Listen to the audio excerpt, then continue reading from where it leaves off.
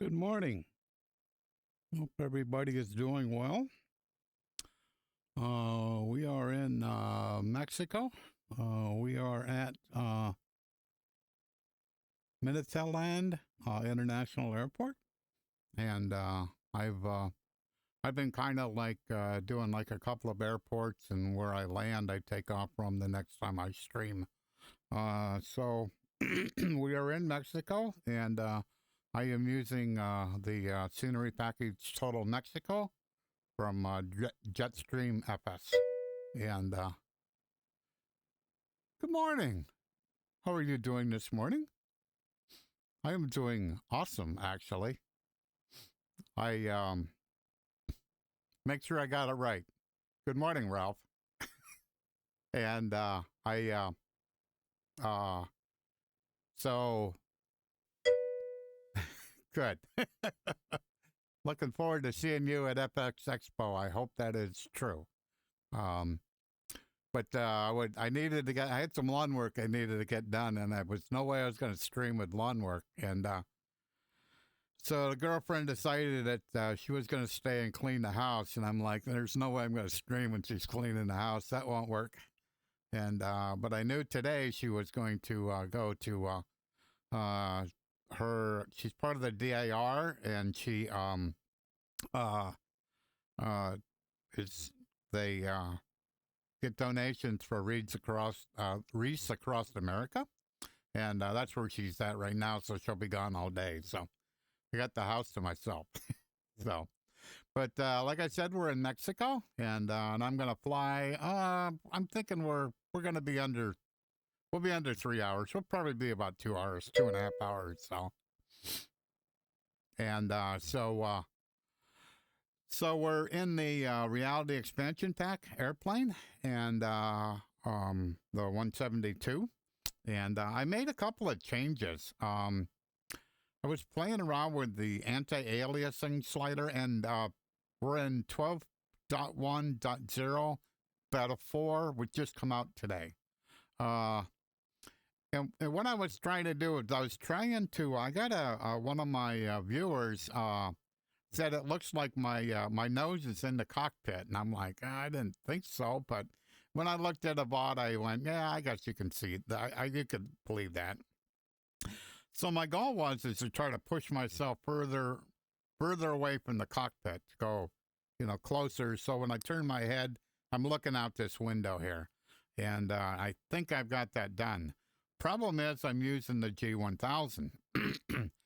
And when I did that, all of a sudden the G1000 got kind of not clear, and I'm like, that's not going to work.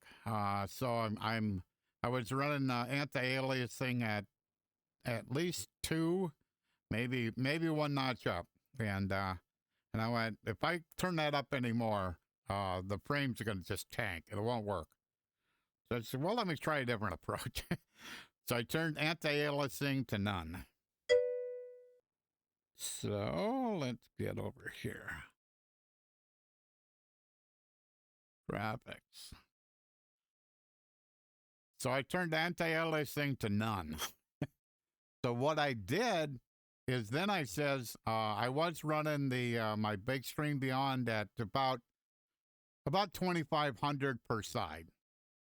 So if I've increased it now to 3,000 per side, and that made it much more crisper. So this is where I'm running my settings at. So all these are shoved up, and that's 100. That's down. That's full up. Clouds I probably could run higher. Shadows, I just don't. They seem to kill my performance too much. So rendering distance at high. Max. Min on vegetation. Morning, Captain Bombasso. And starting with beta 4, they since I have a NVIDIA card, they says you can't use the zinc anymore. So I'm like, okay, whatever. I haven't noticed. I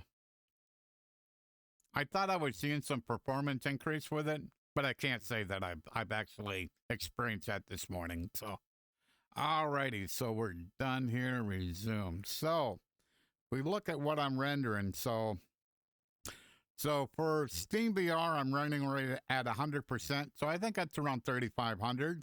And then for the per application for X-Plane, I'm running it at 70%. So 2980, 2980.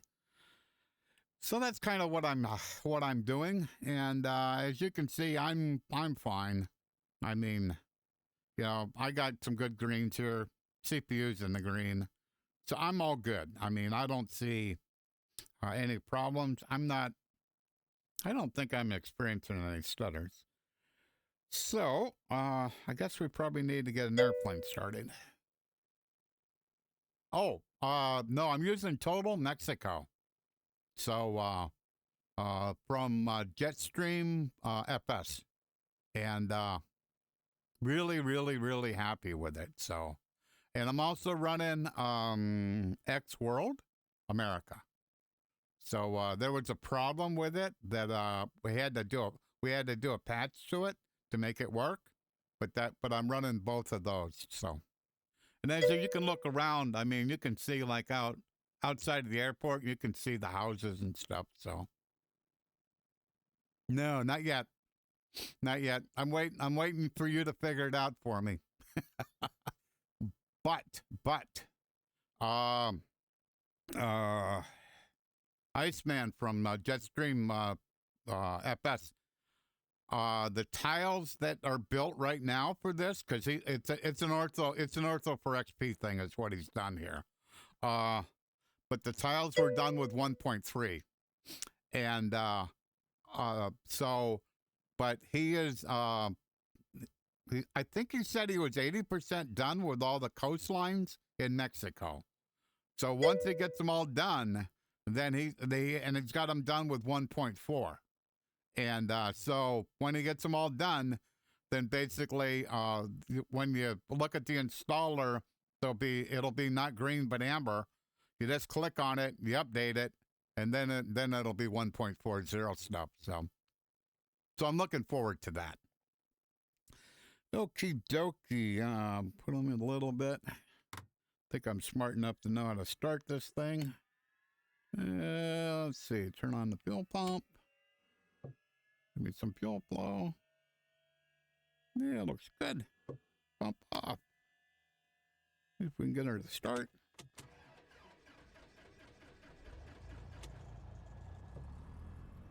I used to go through a full checklist with this thing because I was afraid I was going to break the plane. I finally learned how to fly this airplane, so I'm good. Alrighty, we'll let her give it a little bit more fuel here. Yeah, down here I've learned to, some of the mountains are pretty high, maybe 12, 13,000 feet. So I've learned pretty quick how to use a mixture to make sure you're getting as much power as you can. Because if you don't do it, oh yeah. Or one thing I found when I was coming out of Mexico City, if it gets warm, like today it's like 20, yeah, it's 29 C. So it's pretty warm. So the plane ain't gonna perform as well as it would if it was cooler. So, alrighty, let me get a flight plan put in here. So, little knob, cursor. So we're going MMMT-MMOX-MMPS.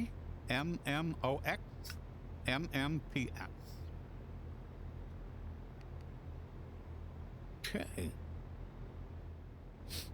So, what all do we got going on here? I think everything we can trim looks okay. Yeah, let's see what. Oh, I think I got a flip. Say weather. Cessna 6 Bravo Golf weather at Mike Tango is clear. Visibility is 6 miles, winds are calm, cloud coverage is clear. Current QNH is 1008. Temperature 31°.26.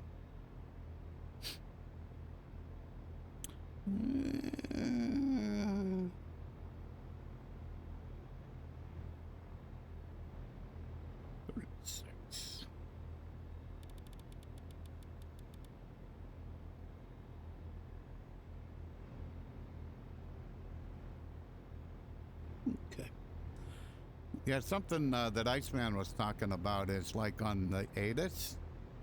Down here it says it's like in the millibars or the metric one, and actually it's supposed to be in inches, so inches of mercury. So that's basically coming from X-Plane. So, alrighty, looks like I'm okay here. Say active runway. Cessna 6 Bravo Golf arriving and departing runway 01. Okay. Yeah, looks like I'm set up for that. Cessna 6 Bravo Golf ready to taxi. Cessna 6 Bravo Golf taxi to runway 01 via taxiways Alpha. Hold short runway 01. Taxi to runway 01 via taxiways Alpha. Hold short runway 01 Cessna 6 Bravo Golf. I thought I shoved in my rudder pedals far enough that I released the parking brake and put power on and went, I didn't move. Thought I was in Microsoft Flight Simulator again. I have problems with that one where every once in a while the brakes are on. I can't figure out, or something's causing, oh no, it was an assignment. The,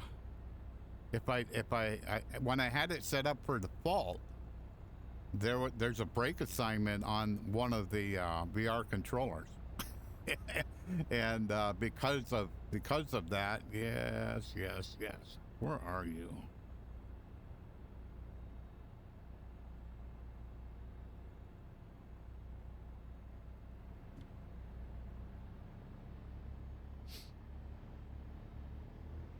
Rep telling me I'm not running this thing fast enough.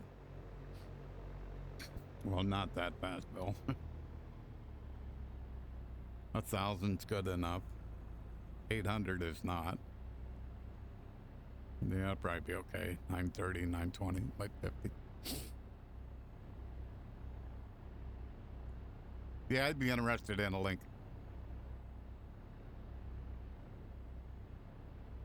Yeah, because I want to build tiles for where I live in Erie. Cessna 6 Bravo Golf advise when ready for departure.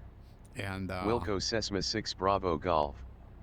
But when I last tried it, it looked bad. And so I just went, nah, I'll just wait. So, and it's kind of why I originally had planned on when 12.1 beta, public beta come out, I had originally planned on going to fly in with the Orbix package in Great Britain, and but they've been like dragging their feet, so they got the north south now, south south, but not the central. It's like, really?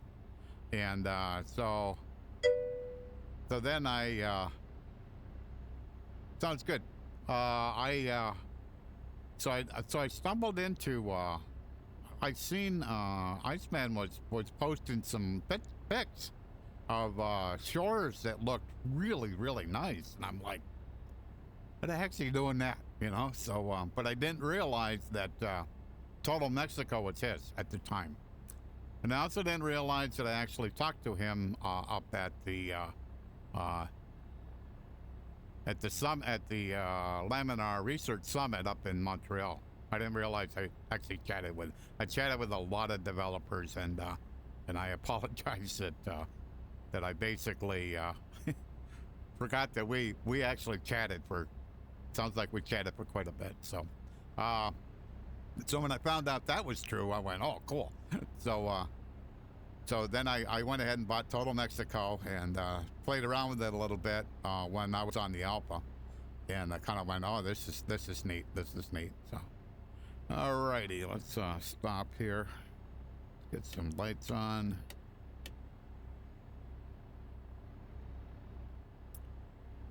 Cessna 6 Bravo Golf ready for departure. Cessna 6 Bravo Golf winds are COM QNH is 1008 cleared for takeoff. Runway 01.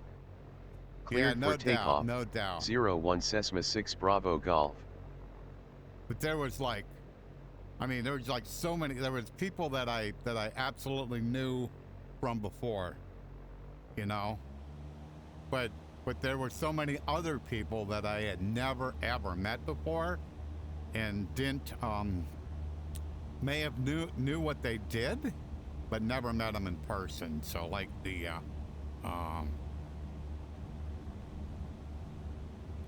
rotate. So I run into to Thomas. Thomas is one of the co-developers of the Yamen. So the Yamen's kind of, it looks kind of like an expat, like what's that thing called? Xbox? Not an Xbox, but the Xbox controller. It looks like an Xbox controller, but it's not. It actually has like built-in rudder controls and stuff in the back of it, and and I didn't know him at all, and so I see he posted a pic of he's flying an airplane, and I looked, and I had seen those at FX Expo last year, and so I knew what it was, and so I messaged back to him and says, hey, is that a Yamen? And he goes, yeah, and at that point, then I realized that he's the developer. So I went, oh, okay, this is cool. So so we kind of hung out together most of the time, but I was meeting like just all kinds of people. So yeah, so I have like I said, this is total Mexico, and yeah, what am I doing here? Yeah, she ain't climbing too good. Yeah, she isn't. So don't need to get too high. I'll just do 3,000.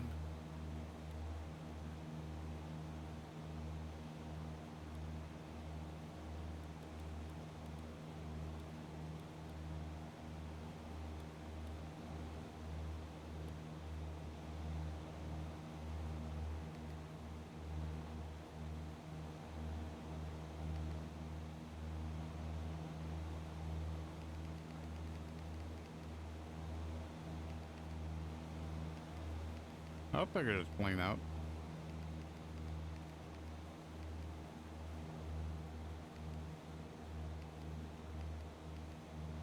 Come on up. So I run into him, and like I said, we hung out together, and then Lee Baker was there, and I hung with him. I mean, you know, too. So it was just so much fun, and but then like to meet the developer of from Cessna Tolis. 6 Bravo Golf, enjoy your morning. Frequency change approved. From Tolis, you know, that was cool, and Roman from Flight Factor, and then scenery developers that I didn't know at all. I mean, just did not know them. So that was pretty slick. So let's see, is everything looking okay here? Yeah, I think we're okay. Sounds good. Got fuel? Yeah, we're good. But that was just a great weekend. That was so much fun, and it was definitely cold there. Wow, was it cold? So yeah, so we're using like Total Mexico and X World America. So let's kind of see what's going on here. Is so that's quite a bit of scenery there. I'm not flying over, not scenery everywhere, but there's scenery there, there's scenery there, and to me that's pretty nice. I mean, that's pretty good. And I had tried to increase the anti-aliasing up to try to get rid of the shimmers and stuff there. But what I found is that I can turn that to none and turn up my the resolution of the headset. So I super sample it, and it basically does, at least through my eyes, the same thing. So the other thing that's important is you're flying a glass cockpit, can you actually read everything? So what I was doing before I started the stream was I was trying to read all the text. I didn't have these screens up, but all the text. In other words, by all the circuit breakers, this text here, and I could clearly, easily read all of that. And The complaint of this headset is a couple. One is glare. Quite frankly, I haven't figured out what they're talking about. Because I would think if I have glare, then I couldn't read this text. Because it would, I know what glare is. I had it in my Valve Index and somewhat in the Vive Pro 2. You know, where you look at, like, say, white text on a black background, like here. And it's almost like,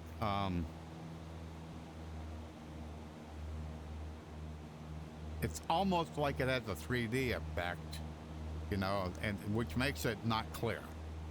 I don't see that. So I'm not sure what's different about how I'm running mine, or is it related to the app or game that they're using? I don't know, but I don't see it. I just don't see it at all. Trying to think what the other one was. Oh, the other one is basically field of view. All right. This headset has a narrow field of view compared to, say, Pimax. Pimax has pretty big field of views, but quite frankly, the Crystal, the original Crystal compared to this was not that different. It was maybe 2 or 3 degrees in the horizontal direction. It was very, not very big. So downside is, okay, so downside is that if I probably get, trying to think where, right there. Okay, so that's my field of view. So I can see that field, that controller right there. And so there's no way that I can see over here. But quite frankly, I've worn glasses pretty much all my life. And I wear blinded lenses. And because of that, you have a narrow field of view anyhow. So maybe it's just natural to me that if I want to see something over here, then I'm going to turn my head and look at it. I'm not going to glance at it out of the corner of my eye. I'm just going to turn my head and look at it. I'm good with that. For the advantage of the lightness and the smallness of this headset, oh yeah, I'm good with it. I'm good with it. So that's kind of the two downsides of this headset is that. The other is, and I have to stress this, this is custom. So basically, you have to find an iPhone, and you have to scan your face with an iPhone, and then you submit that to Bigscreen Beyond Bigscreen, and they make basically so. From that information, they get the IPD, and they get this custom facial interface.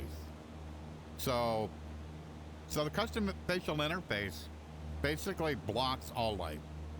There's no light leakage at all, and it's even more comfortable now. I have this audio strap, so I'm one of the first, I think, 100. People that have gotten one of these. So their normal push is like in July, I think July is when most everybody else is going to get one. I was a day one pre-order for this, and I ordered the audio strap that day, and so I was a little surprised when I actually got it because I didn't know how it was going to turn out. But the advantage is that the original strap is a soft strap, so it was kind of stretchy. So you had to apply quite a bit of pressure to keep it from, when doing this, it would move. If you didn't keep it pretty tight. This one here is a hard strap. So, and I don't have to have hardly any pressure on my face. So it makes it really enjoyable to use for long periods of time. So, and like I said, I mean, I look over at that town there, and there isn't a shimmer in it. There's just none. It's kind of like, okay, I may have figured out how to run this thing. So now when I'm looking at the town in front of me, I see a little bit. I see a little bit. But as I get closer, that will go away. Same way as that one over there has just a little, I mean, it is the smallest amount of shimmer in it. So it's not big at all. So Iceman there, when he did this, what he did was after he made all his tiles, he went into the tiles and basically color corrected and removed all the clouds. So in all of the scenery, and this is an Ortho for XP scenery, there's no clouds because they've been removed, which is pretty slick. So okie dokie.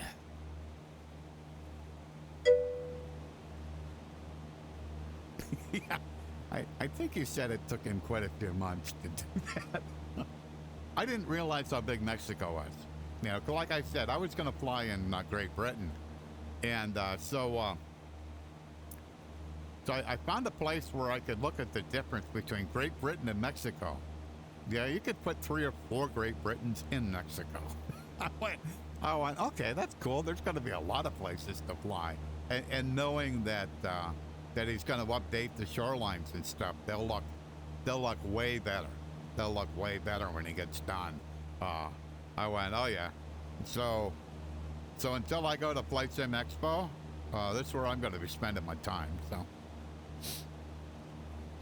and just the difference in scenery as we continue out here, we're going to have to fly over some mountains, not really high mountains, but 8,000, 9,000 feet, something like that. But the difference in the terrain as you go is just incredible. So, but I mean, when I'm looking at this scenery, I mean, I'm happy. I mean, this is nice. So, you know, and the only place I've ever been in Mexico was Nogales, and when I was stationed in Fort Huachuca, Arizona. So, yeah, that looks cool.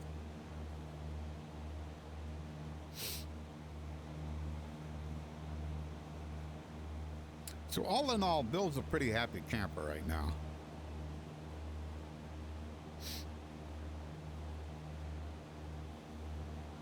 I found a replacement for my Fulcrum 1 yoke, though. I was a Kickstarter backer for a Para, and got burnt on that one, and kind of like went, I don't think I'll do another Kickstarter. So I found out there's a company called FlightSim.com that's coming out with affordable is a pretty relative term. They're coming out with a force feedback yoke that basically has a throw like this one does, even a bigger throw than what my Fulcrum 1 does, and but it's force feedback. And it's run by servo motors. So there's 2 servo motors in it. And there's, let me think a minute. So the amount of force is on the in and out of the yoke is 60 newtons. And I think it's 5 or 6 on the roll. And so I was kind of curious what the Fulcrum was. And it turns out that it's going to be a little bit more than the Fulcrum has. So I kind of looked at it and watched quite a couple, probably 3 or 4, maybe 5 reviews, and went, that looks pretty slick. And I'm a retired electrician. I know what servos are. I know how they work. So I kind of went, well, that's pretty cool to have that kind of technology in a yoke. And I had no idea how force feedback would work, but I guess that's one way you can do it. And so I thought about it a little bit, and I went, okay, well, so right now and originally they were going to use Kickstarter, and that was kind of putting a little bad taste in my mouth, because I felt that Kickstarter didn't do what they should have done with Apara. They should have forced them to refund money if you're not going to deliver an item and you're actually selling that item in other places. They should have forced them to refund, but they didn't. So there's a different crowdfunding company called Indigo, and that's the one that this company has decided to use. So I went, okay. So I had to buy in at $800, but you figure for my fulcrum, I think I paid around five or six, somewhere in that range. So it's not that much different, and it looks to me like it's a better yoke, and it's force feedback. So I think in VR, it's going to be a lot of fun to kind of experience that in VR. And it supports Microsoft Flight Simulator, X-Plane 11 and 12, and P3D, I think is what the other one was. So that all sounds kind of. And I won't get to see it till September, but there will be at Flight Sim Expo, so I'll get to play with it at Flight Sim Expo before I get it. So.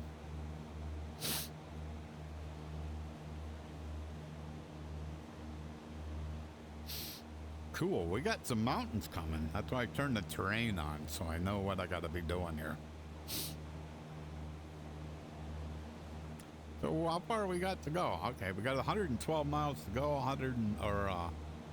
1 hour and 6 minutes. So just flying over the countryside of Mexico. So we're kind of in, I would say, central Mexico. So let me pull up a map. Let's see if I can zoom out a little bit.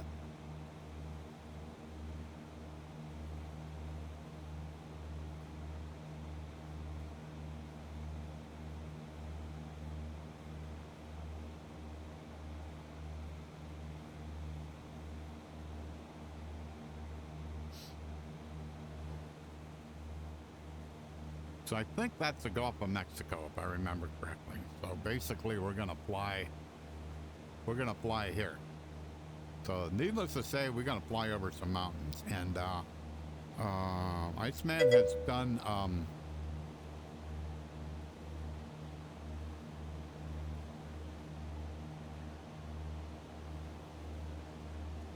Hey, Captain Bambasso, I actually looked at my bot, and it says 120 characters. So it looks like I need to make that longer. I think I'm going to change it to, say, 200 or 250. Because that don't look like 120. So evidently my bot is counting a little wrong.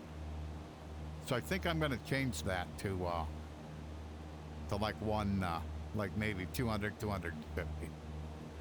Because actually this morning I actually looked at some of them settings, and just out of curiosity, because I had seen this before. So I think this is the Gulf of Mexico, so we're going here. I just find it annoying that it has to do that, but I mean, I looked at the settings and I went, 120 characters is quite a bit, but. So we got to fly up over these mountains here to, this is, I don't even know how to pronounce that. Exaka, I guess. So we'll zoom back in a little bit here. Oh, exactly. It just puts a strike on it. It just strikes it out. Yeah, no, you can read it. That's fine.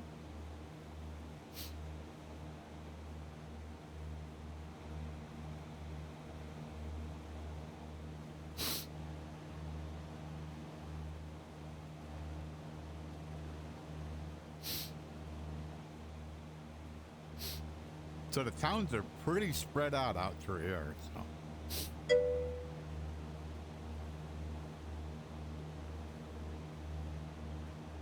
I hope you enjoy it.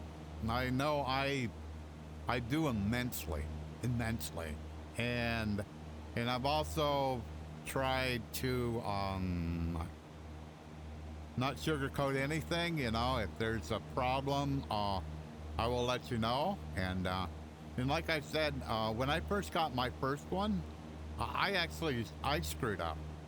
I had an old IPD number from my eye doctor, but it was old. It was probably 5 or 6 years old, and it was like, what was that, 67.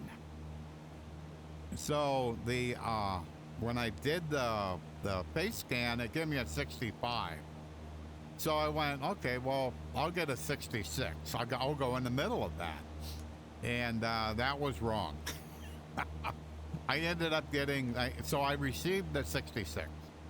And I could tell, when I looked in the center of my vision, I could see the lenses. So the lenses were, they were too wide. Yes, they were too wide. And so I went ahead and I got a 64, and it was right on the money. So I was really happy. I complained a little bit about the facial interface, and they sent me a new one. They just replaced it. Didn't cost me nothing. Same way as the replaced IPD. They sent me a return authorization. So all I do is stick it on the box and send it back to them. That didn't cost me anything either. So all in all, I've been quite happy with customer service and how they deal with problems. So.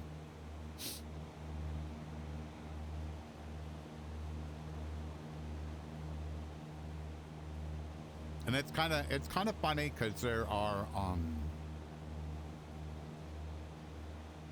is a group of people. I don't know how big the number is. I don't think it's really big, but they really despise this headset, and a lot of them are like, say, like Quest 3 users, which is kind of interesting. That they got a big screen, and they actually went.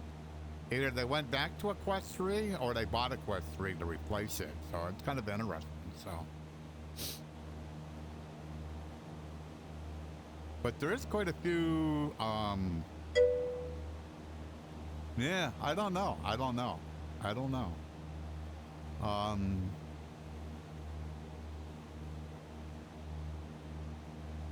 have a good answer, because I mean, mine, like I said, it was wrong to begin with. But once I got it right, that's great. I mean, no eye strain whatsoever. And mine has, I have prescription inserts, so they're really thin. They're about the thickness of a quarter. I mean, they're really thin. And that was part of the problem when they first started making these, is they were having a heck of a time getting people, manufacturers that could manufacture the lens inserts to the tolerances that they needed. Where what would happen is they would make them, especially if your prescription was too large, they wouldn't be thin enough, and so they have to be really thin, and if they're not, then no, it's a quality, it's a QC fail, and so they were having quite a bit of trouble to begin with to find manufacturers that could kind of meet that tolerance. So I think they probably went through, I don't know, 3, 4, 5 different lens insert manufacturers to finally find people that can meet the tolerance. Well, sounds good, that one. Rob, we'll see you later. Thanks for dropping by. Will I see you at Flight Sim Expo, Rob?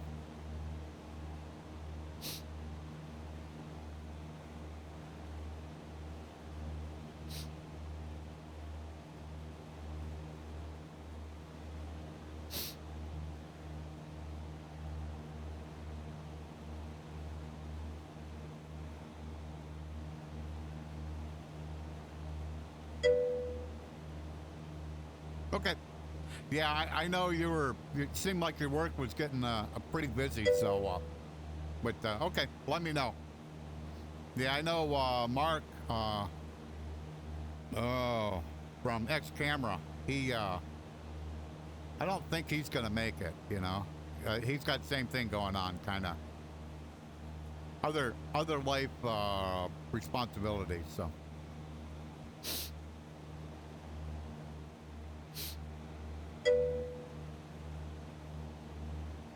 Bye.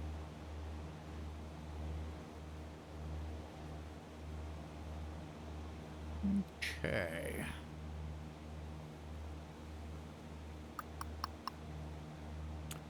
I think we better start climbing. Let me change my range. Oh yeah.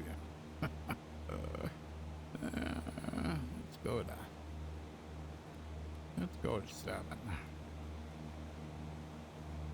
Flight level change, nose up. Whoops.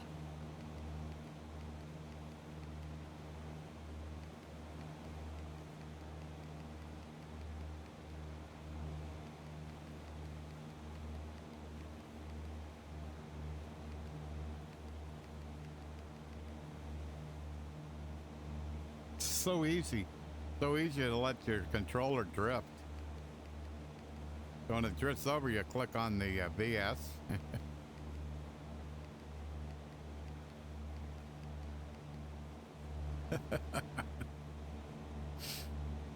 Yeah, we'll roll our range back out.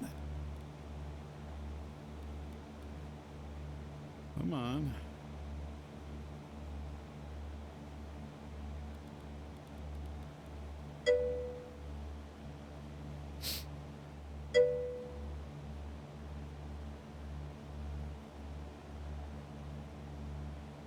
No. No. I'm not sure what that would be, actually. But no. Whatever X-Plane for default is, that's basically what it is. So, so let me go here. So basically the only thing related to that would be the surrender distance, and I have it on high. So as far as anything that affects,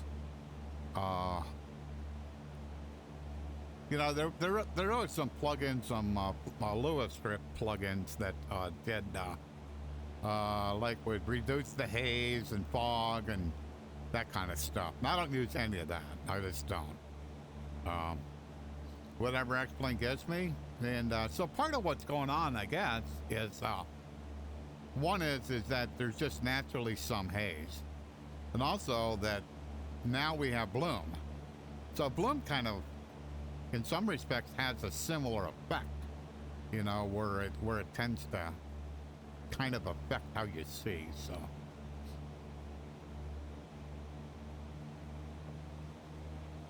myself a little bit more power here.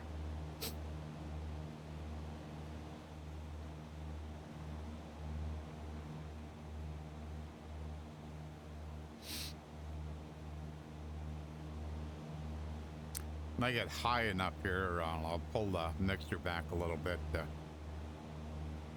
kind of give me as much power as I can get out of this thing. Temperature's still pretty warm, 24°C, so it's pretty warm. These mountains aren't too bad. These aren't too difficult to get over, but the first flight I did down here went from airport right outside of Mexico City, and those initial mountain climbs there were really, really difficult when it got too warm in the day.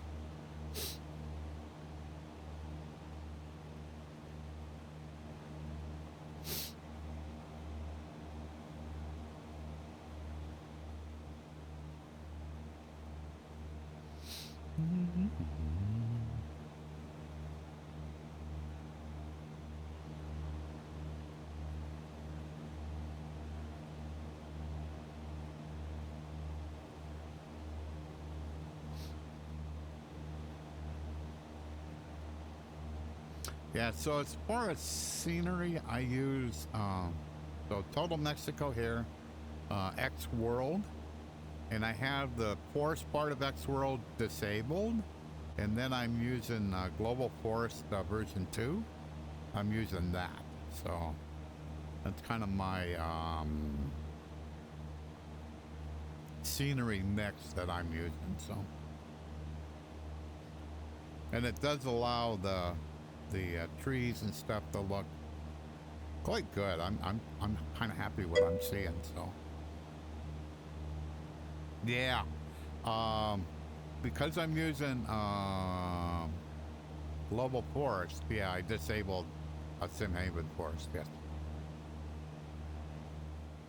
I was told that's what you're supposed to do, but yeah. I hadn't until recently, and I kind of heard that they can kind of fight each other, so that's what I did. So.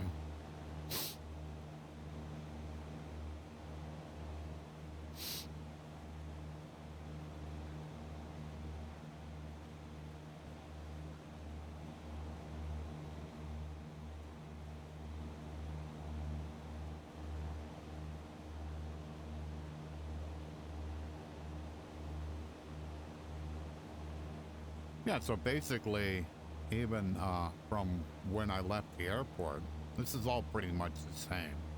So those are good.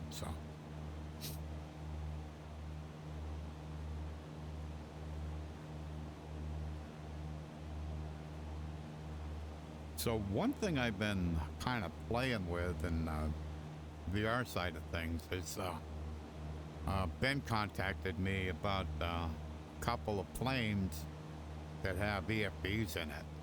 And so one of the planes I had, actually two of them I had. The other one I have, but it's not installed, and I'm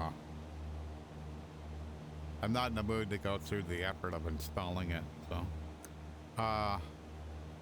but the EFBs don't work in VR. Originally, I thought that they didn't work with a VR mouse pointer, but as it turns out, they don't work with VR controllers.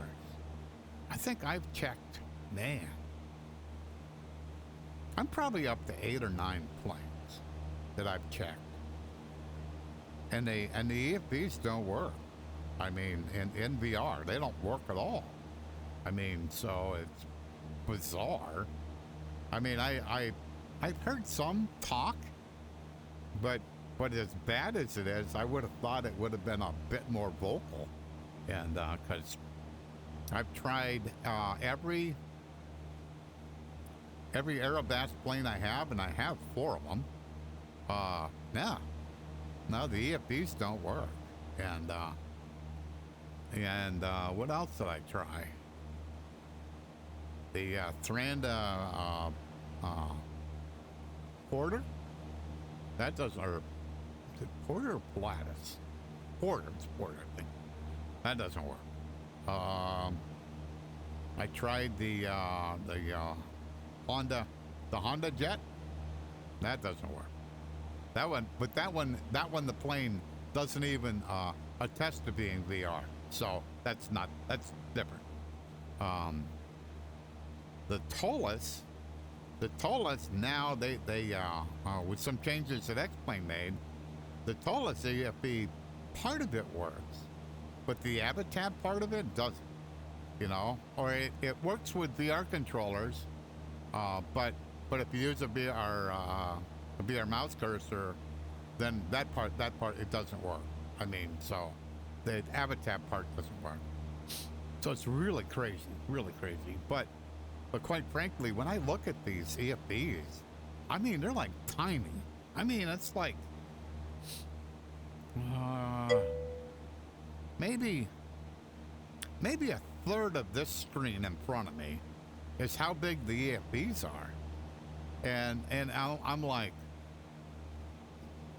man, they're too tough to read, and you can't change them, you can't size them, whatever it is, and it's like, I mean, I'd rather pop up like a menu from the menu system, and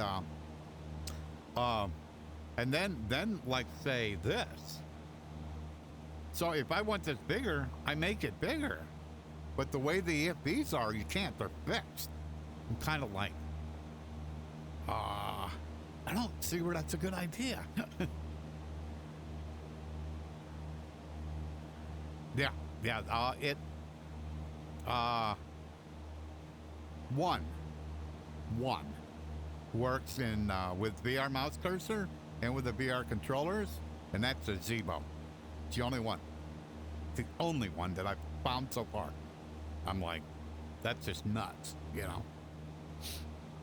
But I'm also not a VR mouse cursor guy, so I have to go out of my way to test them. So you know, and so I use things that are more adapted to how basically how I fly in VR. So.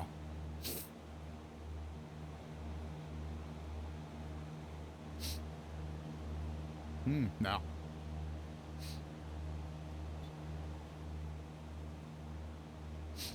I was quite surprised, actually. I mean, you know.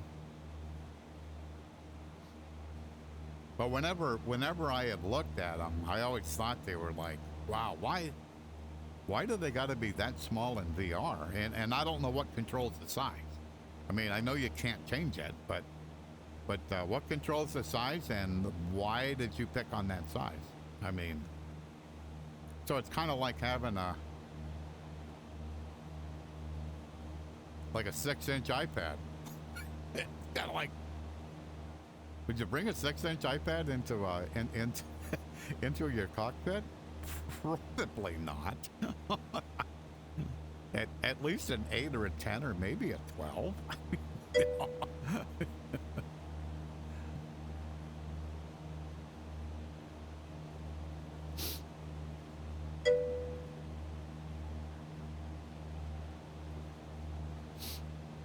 Hands free. So what do you want to use? You want to use voice, or what do you want to use? Or you're saying buttons on hardware?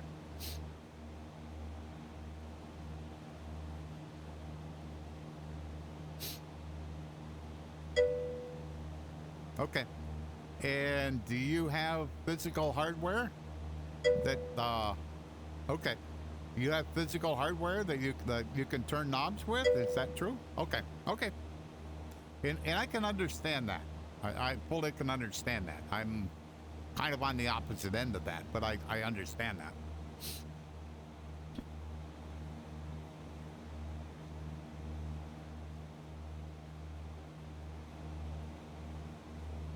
Yeah, I'm thinking we need to go some more.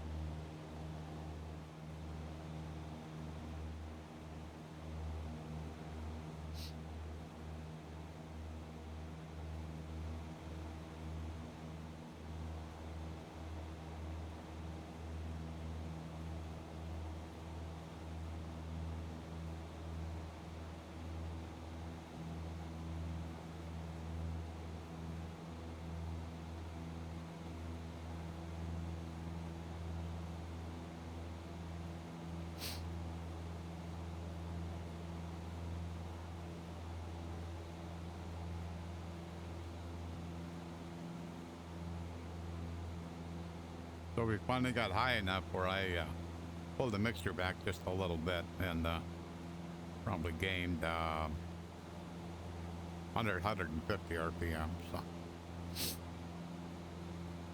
right up in the yellow. So I'll back her off a little bit.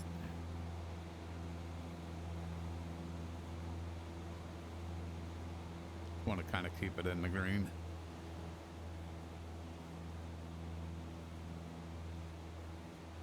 Oops.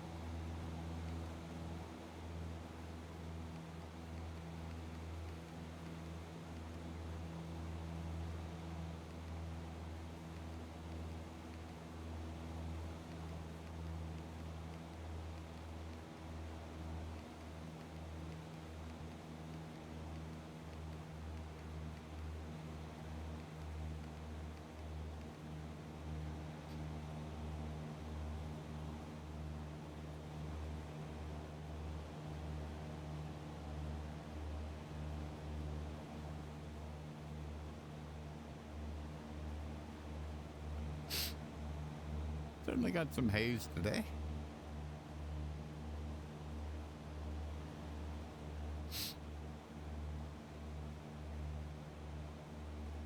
Yeah, I kept checking for beta 4 this morning, and wasn't there, wasn't there, wasn't there. And then I heard that it was actually on Steam, and I went, that's kind of crazy.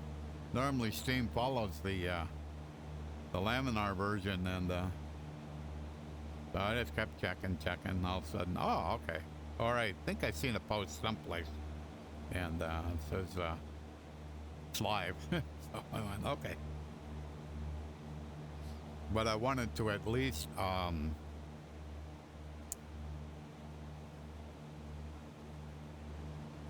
try it. I mean, at least start it up and make sure it started and all that good stuff on a different install before I committed to doing it on the install I stream on. So I have like a clean one that I do testing on and stuff. So when I want to send in like a log file, it's a clean log file. So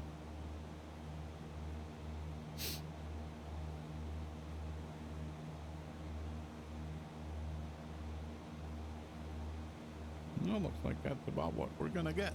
Okay.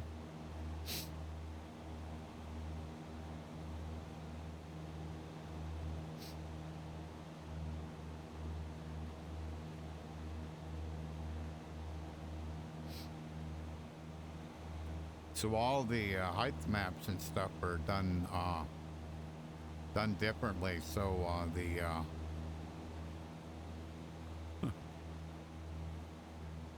what was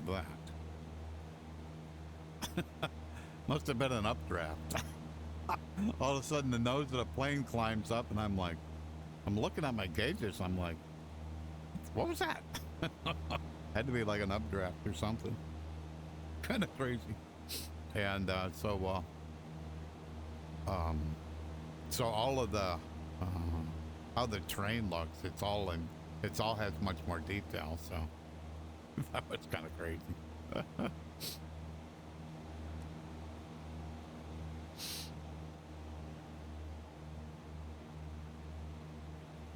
Interesting.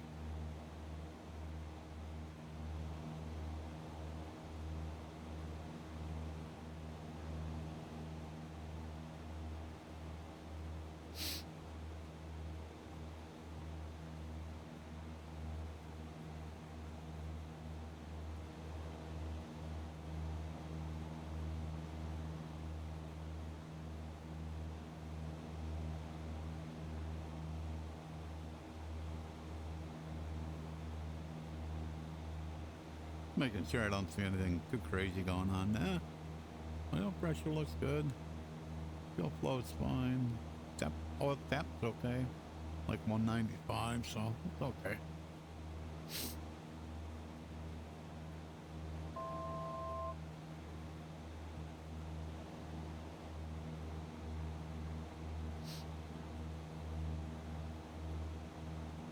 So the initial ridges, I'm above them.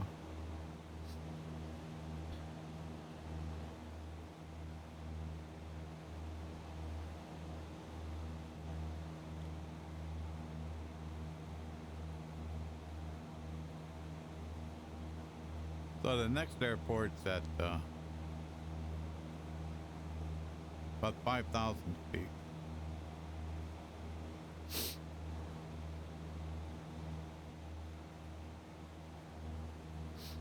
So we got to climb up over these mountains, and then on the other side of that, in kind of not a valley, it's more like a plateau.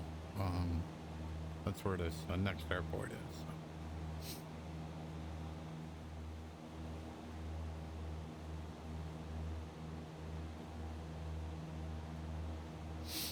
I do like how the scenery looks, though. It looks pretty nice. Kind of cool. Something different than what I'm used to seeing.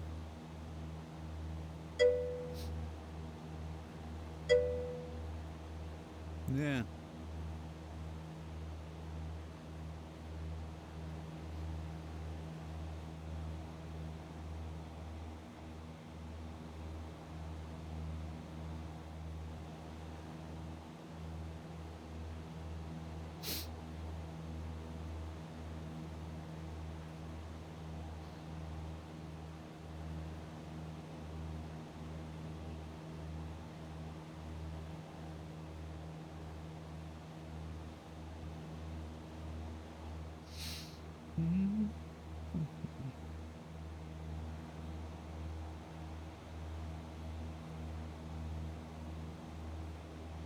Let's see if this plug-in will break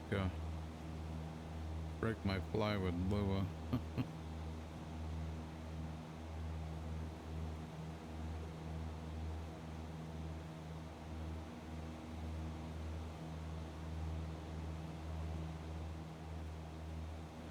Two 981. Okay.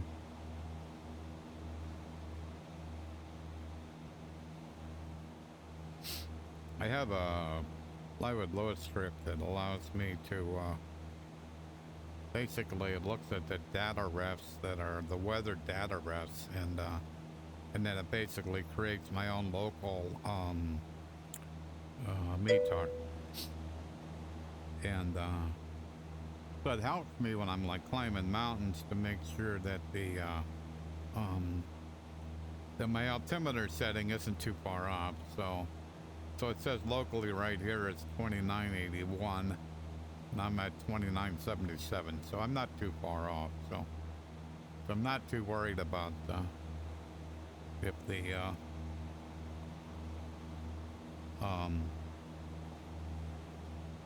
the train radar, if you don't have your altimeter set right, the train radar may not be correct, I believe. So, but I was having trouble with it earlier. If I had more than 2 cloud layers, I was having a problem where it would get a null, like a null pointer error or something like that. And so I think I got all that fixed, but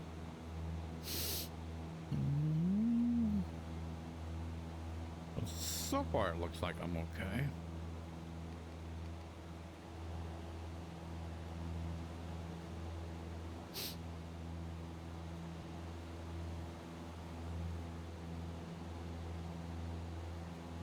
Pretty slick how these mountains look, though. Pretty neat.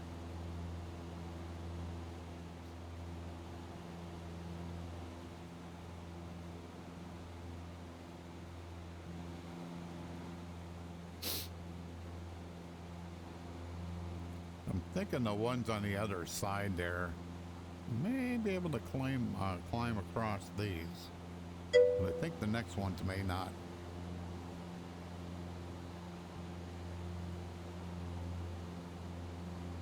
Yeah, that I have, since I've kind of taken over the development of plywood Loa, I am just surprised daily with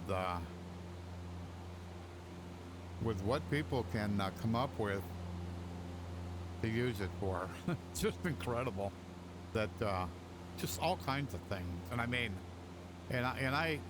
I've learned that for me, I make my lowest scripts are very, very small, very short. I do one task, and I don't want to do 100 tasks. I don't want to 50. I don't even want to do 10. I want to do one task, and that's it. And if I need to do another task, then I'll create another script. And so the advantage is that if something goes wrong, you only broke one script, not your whole script. And so that's kind of what I've been, how I've approached it. So that looks like that's in the red, and I'm at 9,000. So it looks like I need to go to 10.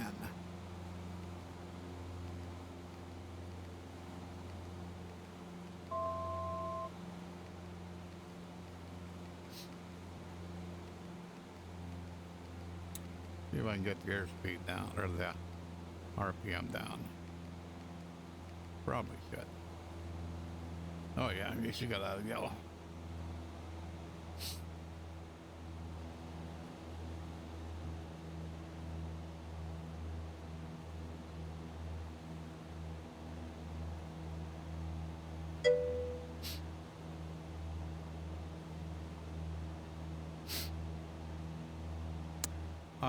Personally, and part of this is because I stream, is I always have to have landing rate because I want to make sure I'm doing a good job, and also I'm not sure if I even published this one here. This is basically replicates my rudder pedals because people can't see them, so I use those two.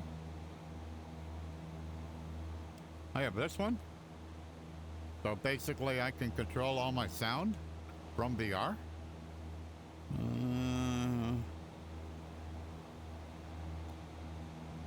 I think that's it. I think that's it. As far as I don't have any of the VR, you know, the increase your frames and all that. I don't have any of them. I just don't. If I need more frames, I buy better hardware. So that's kind of my philosophy. But I think as far as Lewis scripts, I think that's it. I don't have a whole lot. I have some that are related to a plane. You know, like when I fly the Thranduil, the little arrow guy, when you open that up and you open that page up, that will eat VRAM. It'll eat it at a pretty good clip. If you leave it open, I don't think you'll fly 5 minutes before you'll be out of VRAM, and it'll start consuming RAM.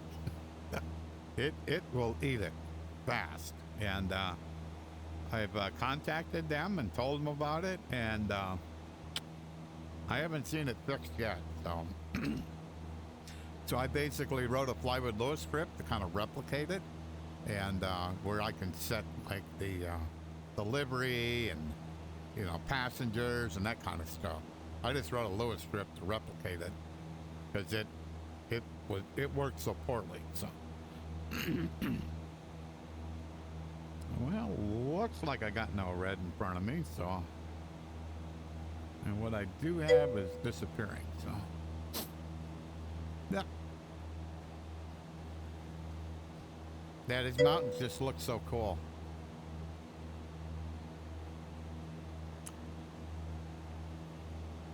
Yeah. Did you look at the price of it? The price kind of took my breath away. Because I use Pilot to ATC, and it looks really good. But at $29.95 a month, that seemed a bit excessive to me. But I'm not saying it's not worth it. Oh, okay. All right. I heard it's going to be at Expo, so I will look at it. No doubt about it. But it just seemed a bit pricey to me. So, but I also appreciate the tech.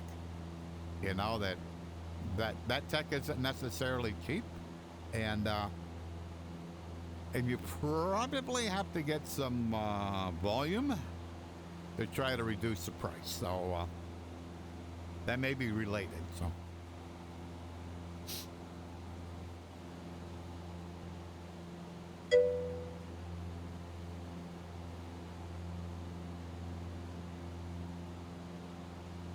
Really? Okay. Okay. Yeah, because actually I was looking at that this morning, and I forgot where. I'd seen some posting about it, and I went, okay, well, let me Google this place. And then I seen the price, and I went, whoa. I have some mobile stuff subscriptions, but they're like $4 or $5 a month, so it's kind of like that's a little pricey for me, but not that I couldn't afford it. If it was that much better, and I really want to, I probably I'll wait till Expo, and but I will I do want to try it, you know, because I'm fairly happy with Pilot to ATC, but I know it can be better. I mean, especially if you're using AI, yeah, it certainly could be better. So.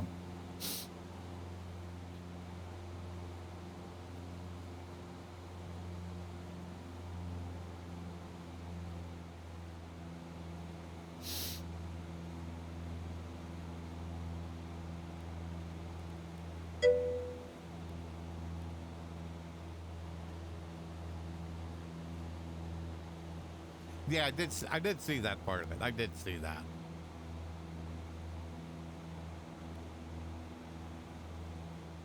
And that was tempting.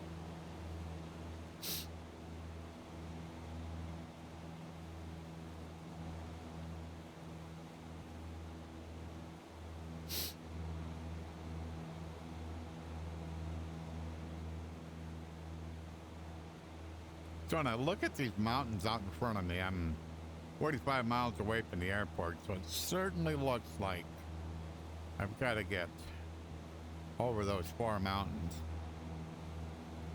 But I'm not seeing anything that says I'm too low, so I'm at 10,000 feet. And so when I look at them, they look like they're higher than I am, but not quite sure yet. You just look at like that town down on the mountain there, and the crazy road that goes to it. That's just nuts. That is crazy.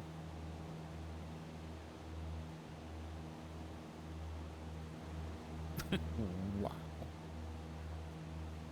Can't even conceive living here. That's nuts.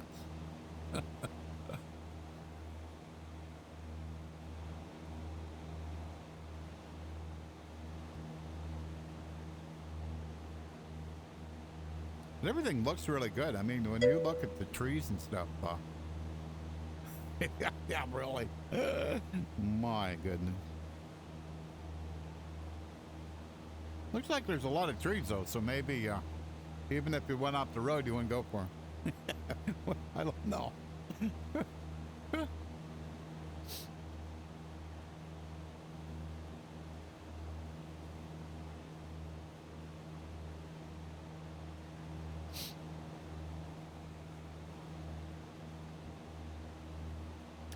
I could be a little biased, but this sure does show off X-Plane. And just the difference, like you look here and you got all these trees, and then you look over here where there's barren, where the mountains don't have trees on them. That's just crazy.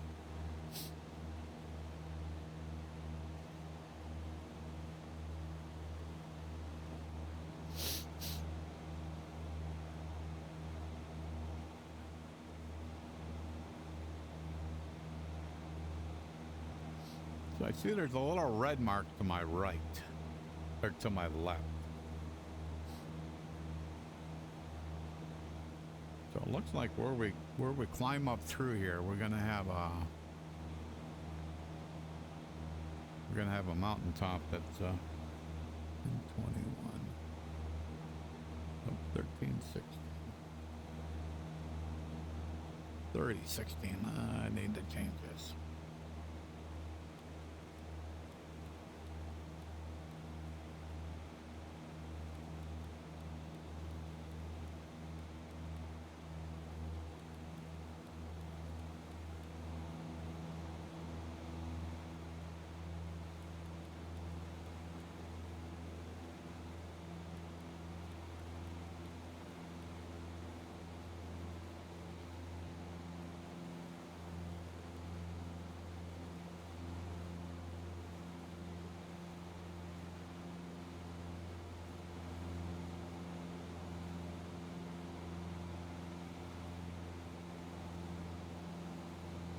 Yep.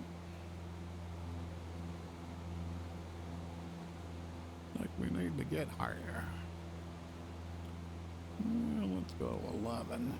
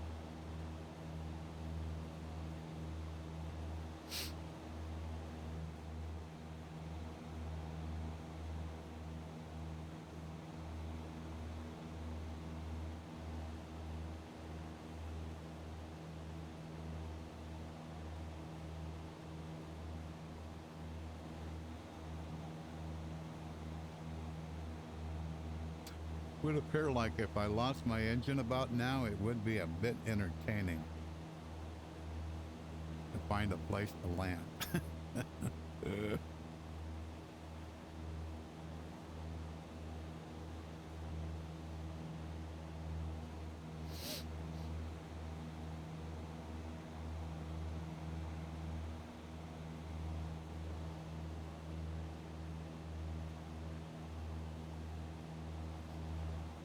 Just the heights of the mountains for one thing, and then just the size, like I mean, for as far as you can see, there's mountains.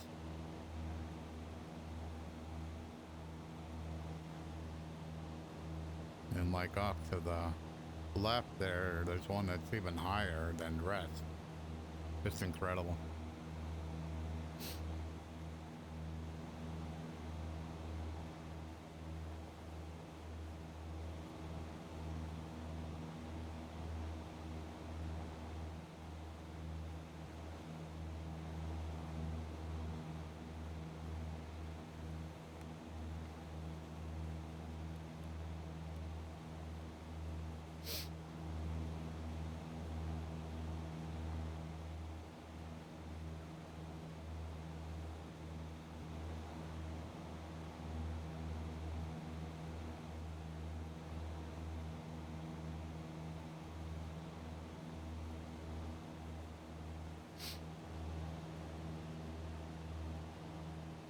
There's like towns down there, kind of on a plateau line. You know, another setup there. Pretty neat. Pretty neat.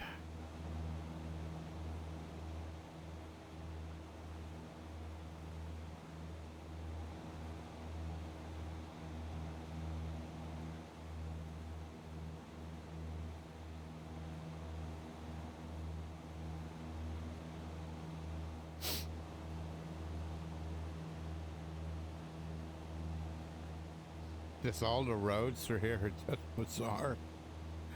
Wow. All kinds of switchbacks. Oh my word. And part of that town's like on a hillside.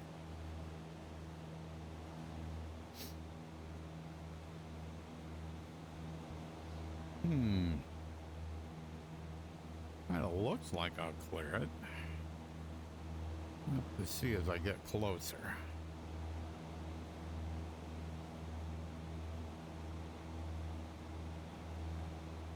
According to my terrain radar, I will, but hopefully it's not lying to me.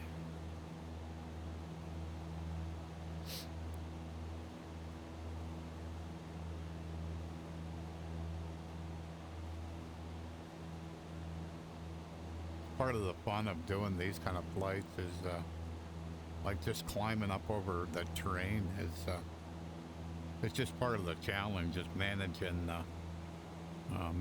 everything. So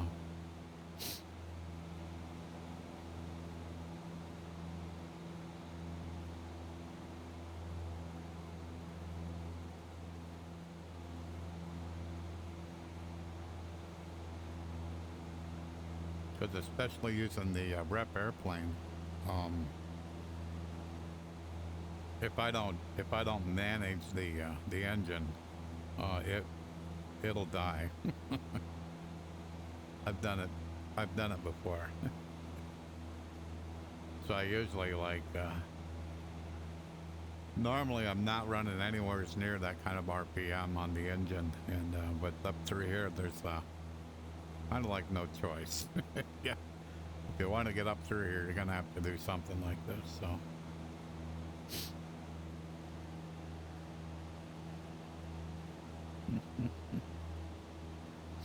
Wow. Just spectacular.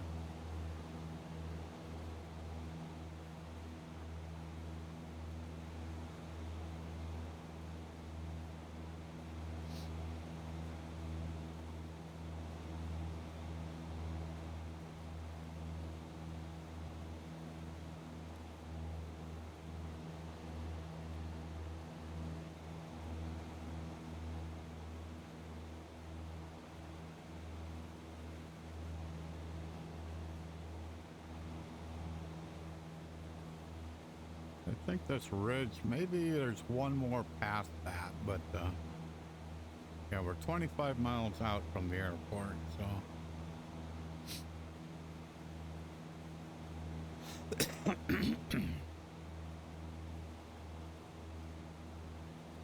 I think we're gonna pass just to the right of that higher part of that ridge.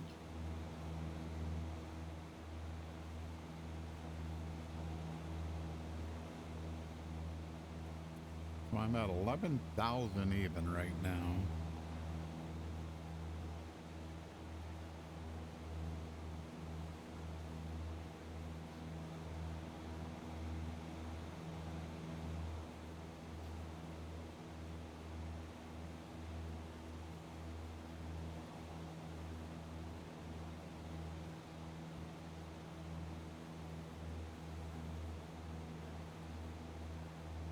My comfort zone says I need to go a little bit higher.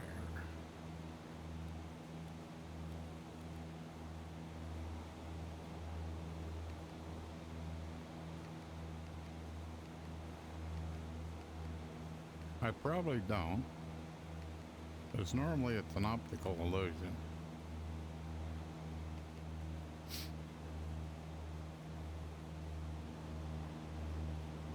But rather be safe than sorry. I have down here actually been on autopilot and flew it right into a mountain, so it isn't like it isn't possible.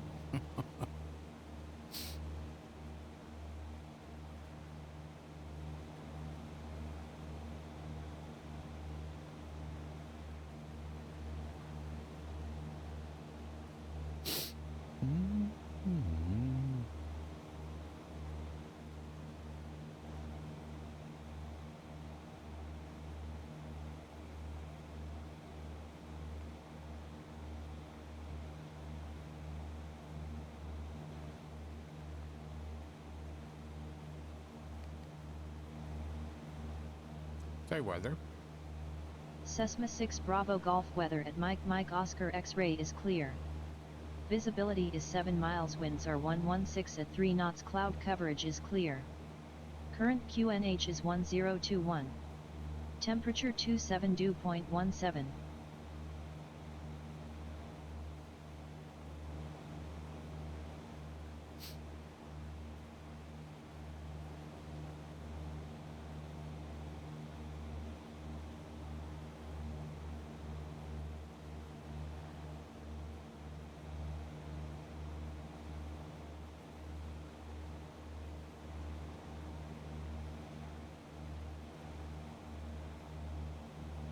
Stay active runway. Cessna 6 Bravo Golf arriving and departing runway 01. Cool.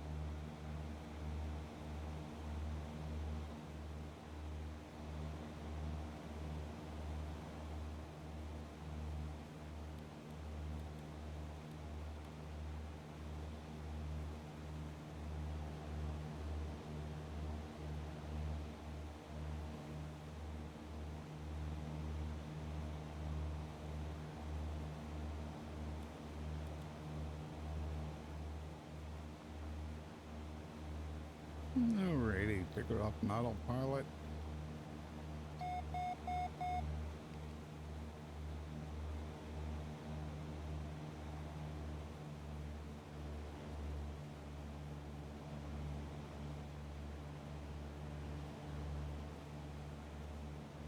Start doing a gradual descent over all the mountains.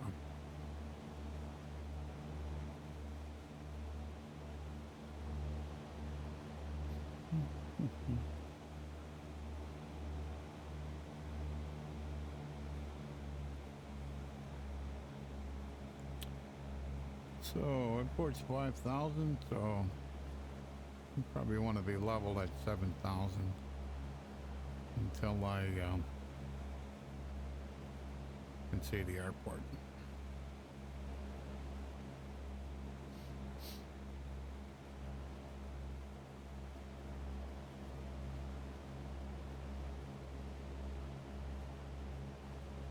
The houses up along that ridge there. That's cool.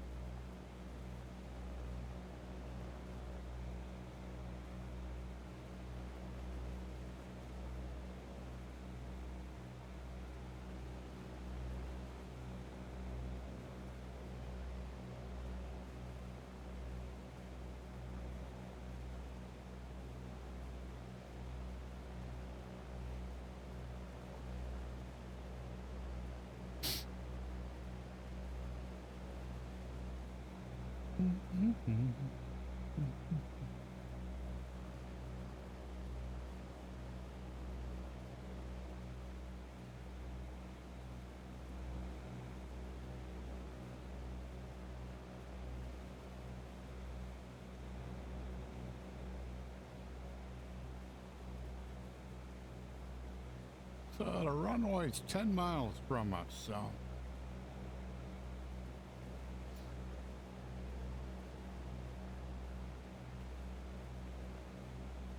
It's not that I can see it.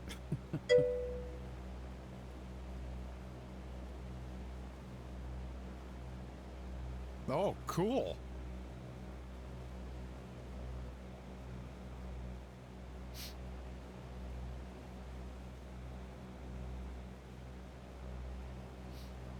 Yeah, looks like we got to be getting close to a release candidate if you only had two bugs they fixed for beta 4, so.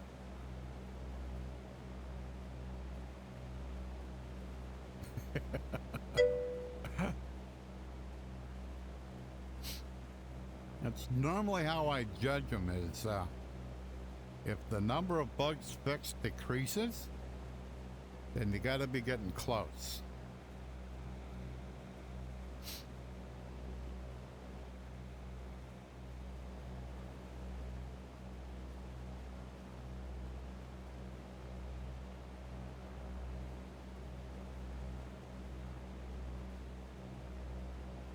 Yeah, the increased scenery here, so the my frame times went up. My GPU frame times went up a little bit. Not a lot, just a little bit. So from 36 frames per second to, or from 38 to 36, so.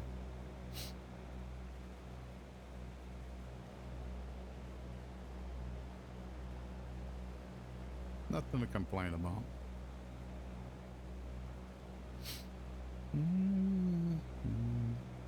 So I'm a little bit to the right of the path because I wanted to descend, and if I descend the way I want to, that was in the way. So.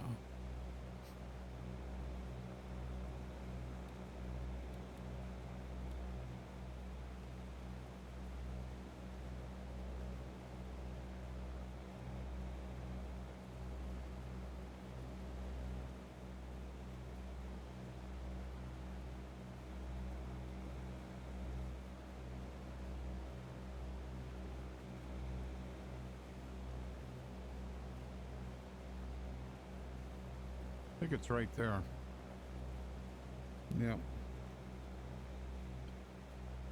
Okay. Gotta do some figuring out here. Yep, that's the runway.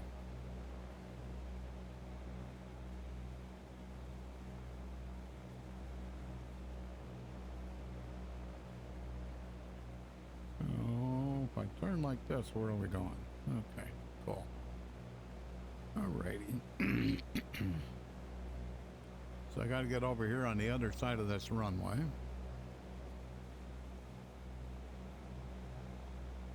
So I got about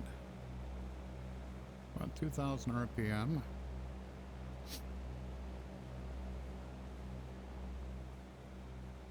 I'm trying to maintain 7,000 feet right now. The airport's 4986, so 7,000 is 1,000 feet above the pattern. And I'm just trying to get myself configured for an approach. So.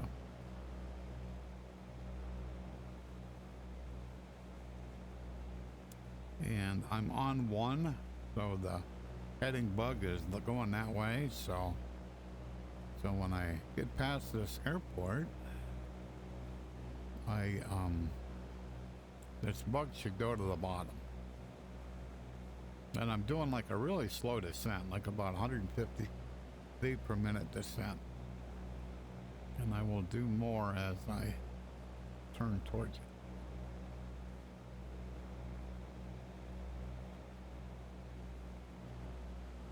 it. All right. So I'm going to turn for the downwind. That's not 6 Bravo Golf. Inbound for runway 01. Cessna 6 Bravo Golf, this is Oaxaca Tower on 118.3. Please repeat your request. Cessna 6 Bravo Golf, inbound to land, runway 01. Cessna 6 Bravo Golf, report left downwind for runway 01. Will report left downwind for runway 01 Cessna 6 Bravo Golf.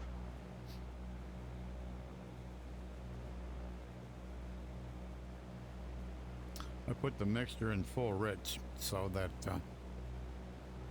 because we're pulling the power back, so I don't need to worry about getting all the power out of this thing.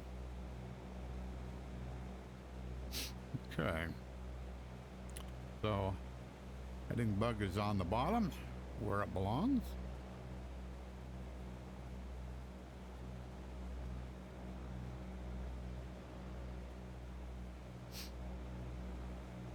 And turn the train off. It is just distracting when you get close to the ground.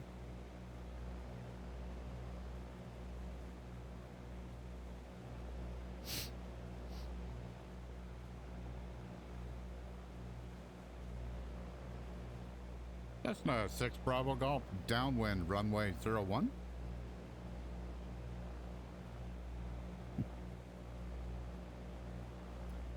Cessna 6 Bravo Golf, downwind runway 01.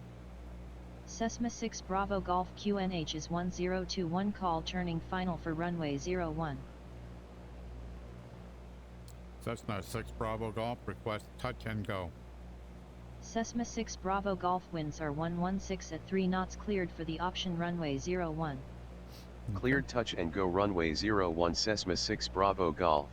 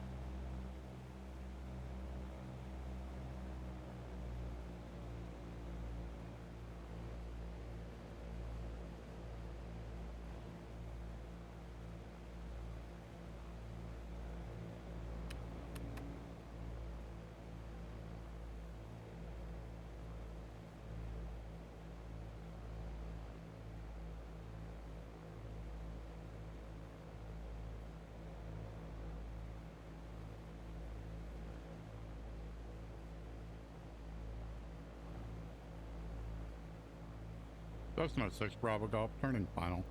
Cessna 6 Bravo Golf winds are 116 at 3 knots, cleared for the option runway 01. Cleared touch and go runway 01 Cessna 6 Bravo Golf.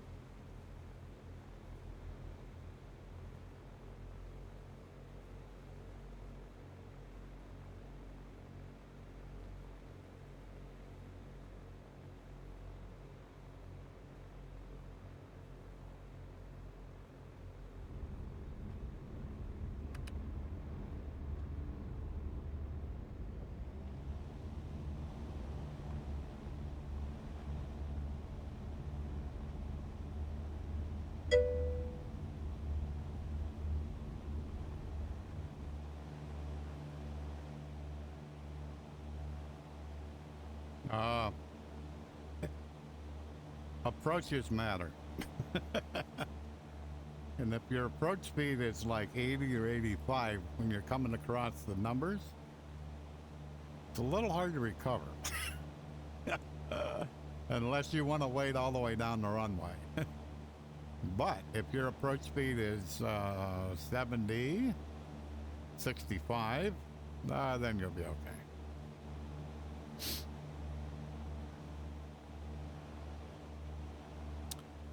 Where are we going to be? Heading of 174.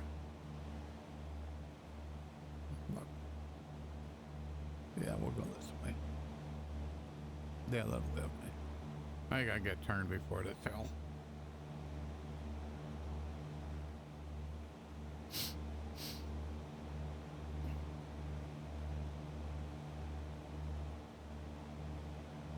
Now I gotta look up some information.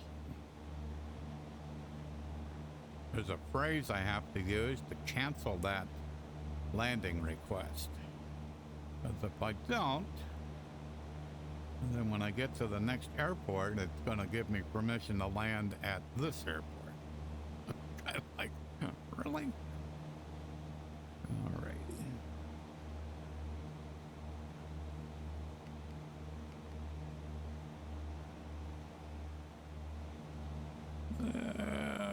Not yet, Bill.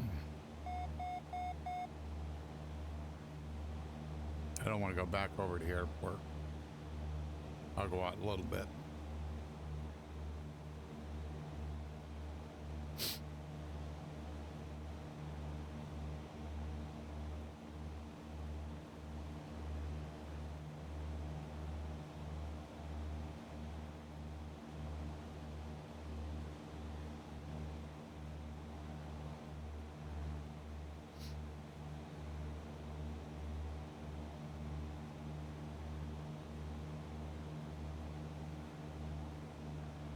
Whoop.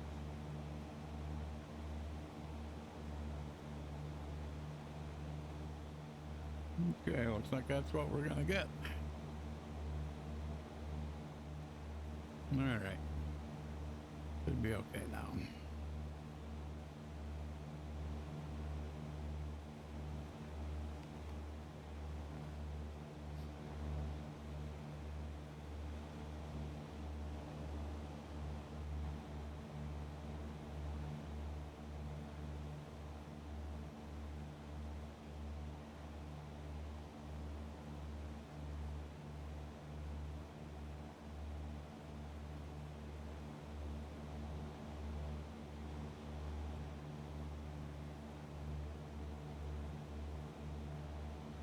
What direction we going?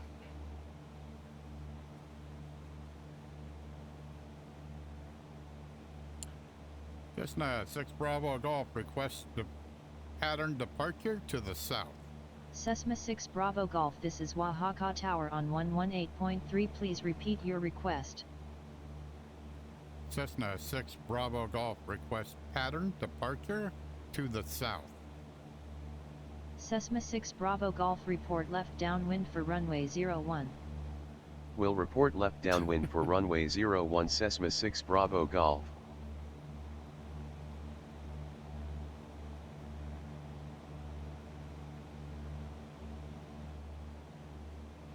Cessna 6 Bravo Golf requests pattern departure to the south.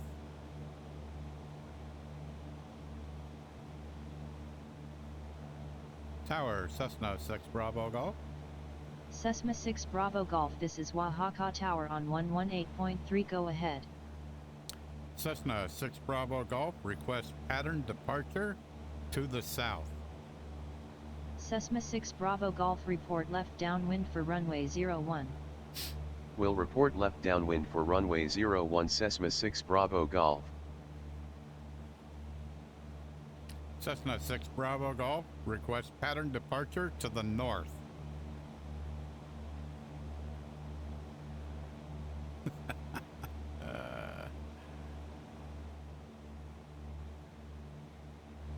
Cessna 6 Bravo Golf requests pattern departure to the south. Cessna 6 Bravo Golf, this is Oaxaca Tower on 118.3, please repeat your request. Cessna 6 Bravo Golf requests pattern departure to the west. Cessna 6 Bravo Golf, report left downwind for runway 01. That's Will it. report.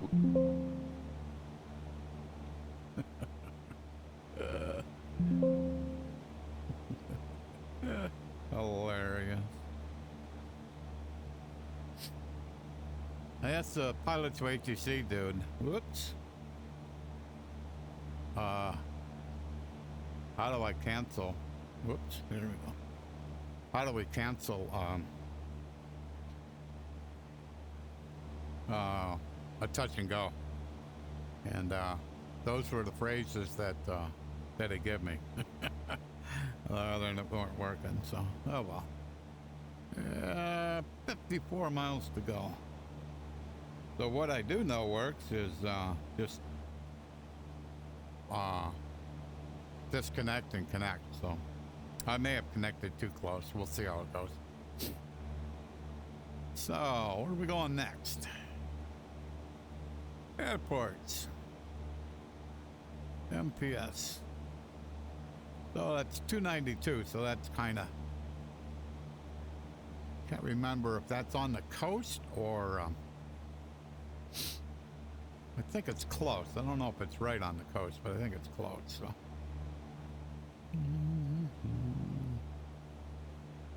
I think we'll level off at 8,000.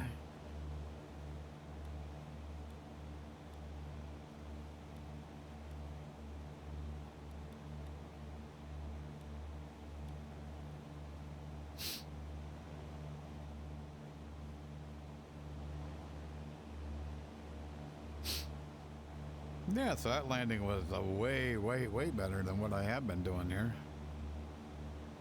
I did some practice, so I kind of figured out what I was doing wrong. So it's just a matter of part of what I was doing wrong was I was too high in the pattern. So that meant I had to get rid of too much altitude. And if you have too much altitude to get rid of, if you're not going to do a slip, then you're if you're too high, then you're gonna have to descend too fast, and if you ain't doing a slip, then the airspeed's gonna go up. So you're gonna go across the threshold too fast, and you'll pretty much go downhill from there. So as long as I I had plenty of time to get the approach right, and like when I come down, I was 1,000 feet above the circuit, so it didn't take me too long to get rid of that 1,000 feet, and pretty well maintain that 1,000 feet above the runway. So, alrighty, we'll call that good right now.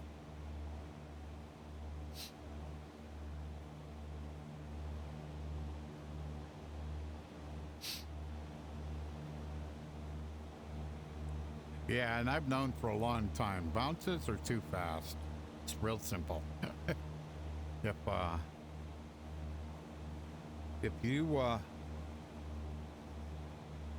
If you have too much airspeed and you try to put the wheels on the ground,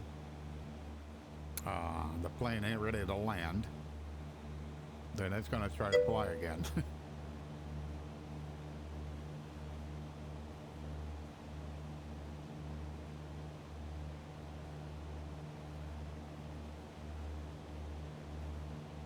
Yeah, yeah, yeah. I've bounced a few in real life. I bounced on solo cross country. I only bounced one. And I was just carrying too much throttle in, the way too much, so. But I wasn't allowed to do touch and goes on my solo cross country, so I had to do full stop landings. So. And the runway was way long enough, so. Good afternoon, Jeffrey. Good to see you. Yeah, my long solo cross country was quite eventful. I bounced on the first landing, and actually, the second airport, I actually flew right by it. Till air traffic control says, "Had you planned on landing at our airport?" I says, "Yes." And they says, "Why did you fly by?" I went, I didn't realize I did. And then I'm like flustered, like big time. And so they're giving me vectors. And I am not executing the vectors correctly, at least for the first two. And finally got my wits about me and kind of like went, oh, okay. So once I finally was on the right vector, all of a sudden I looked and went, oh, yeah, there's the big lake I flew by, and there's the airport. I'm like, good Lord.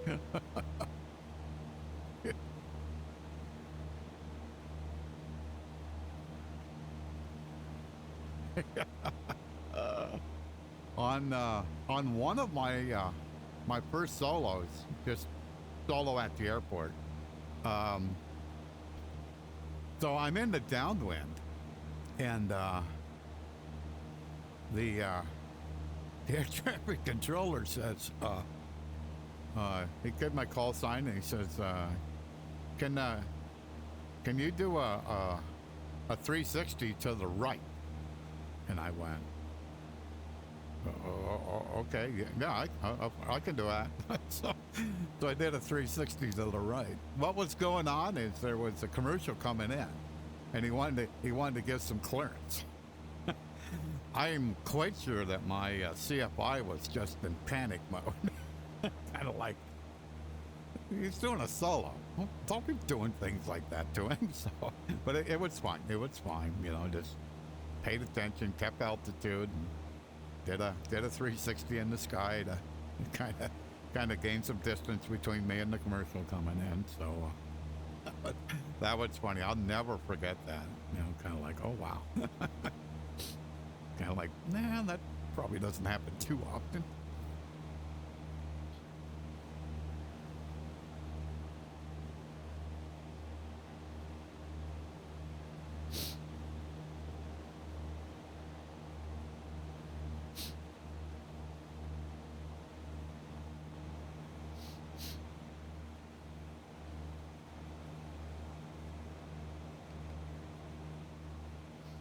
Yeah, looks like we got a mountain to get over. Where are we at?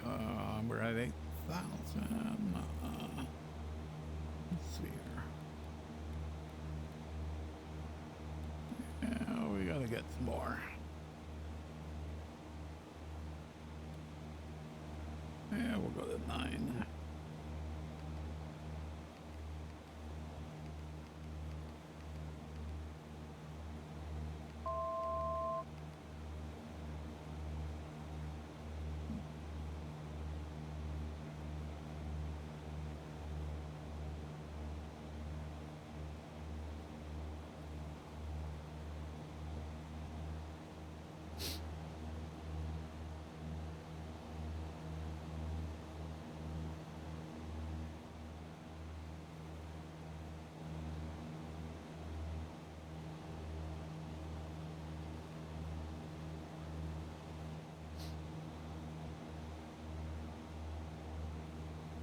Yeah, I'll never forget that feeling when you do your first solo. You kind of you kind of look over in the right seat and you go, "Uh-oh,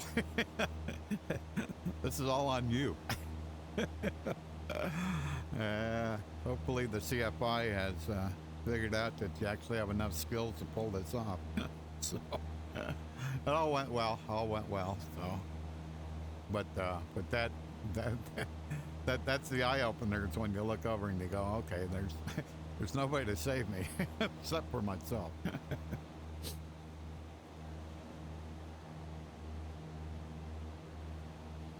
Certainly an experience that I cherish.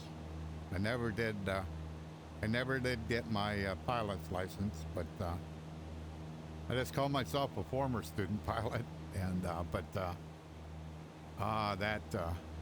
was like 108 hours in a real 172, and it went from like N's to SPs.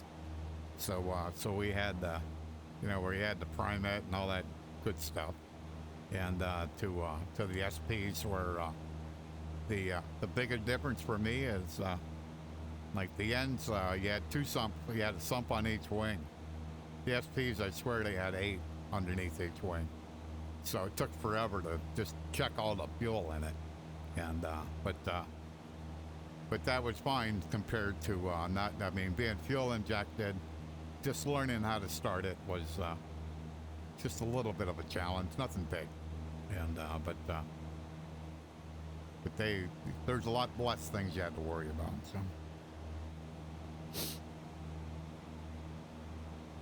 But never flew on G1000s. Always were like 530s, so.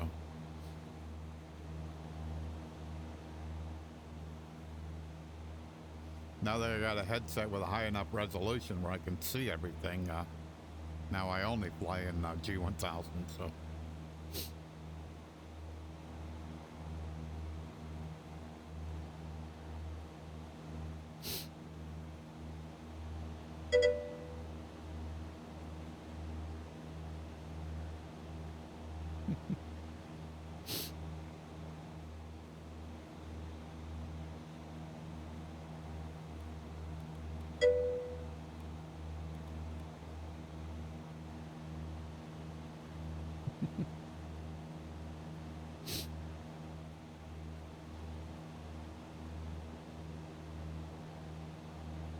Oh, Jeffrey, I wanted to show you what I'm doing today.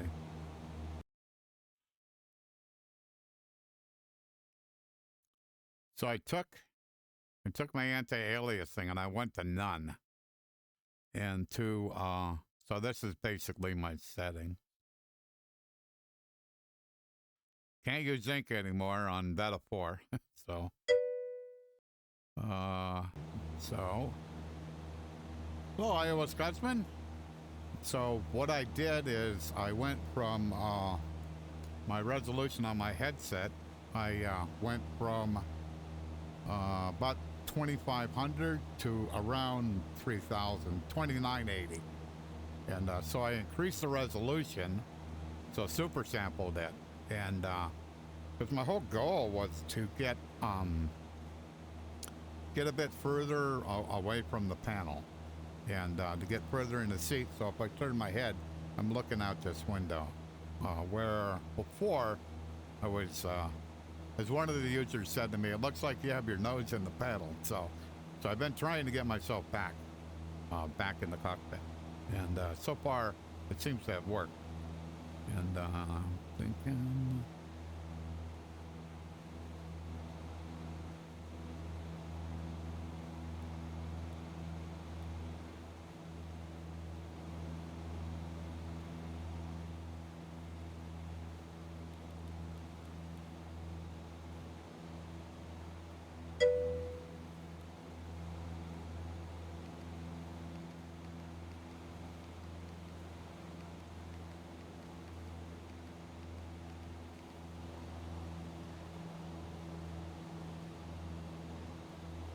Yeah, I think I'm okay. I think I'm okay, you know.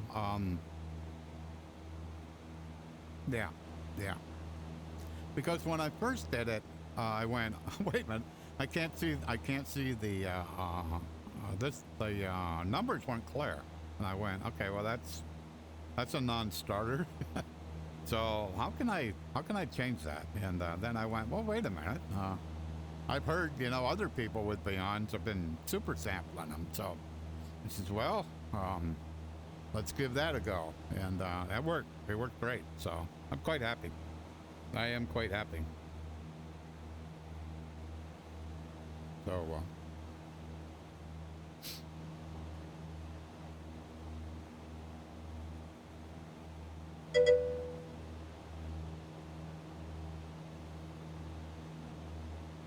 no way.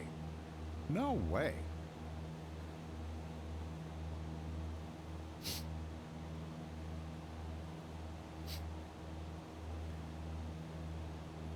You gotta figure out why my bot does this. I have it set like for about 120 characters, so I'm gonna try to increase it to 250. And maybe it'll quit doing that. You think it was X World, huh? Because I'm using X World here. I'm using X World and Total Mexico.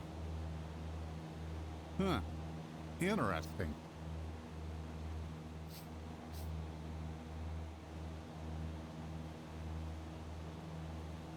I feel like I must just be lucky.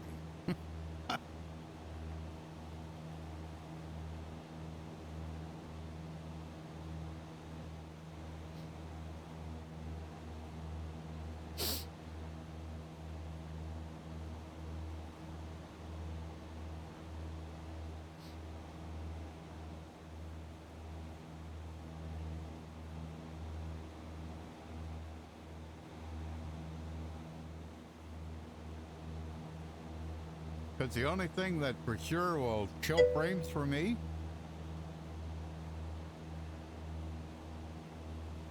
yeah.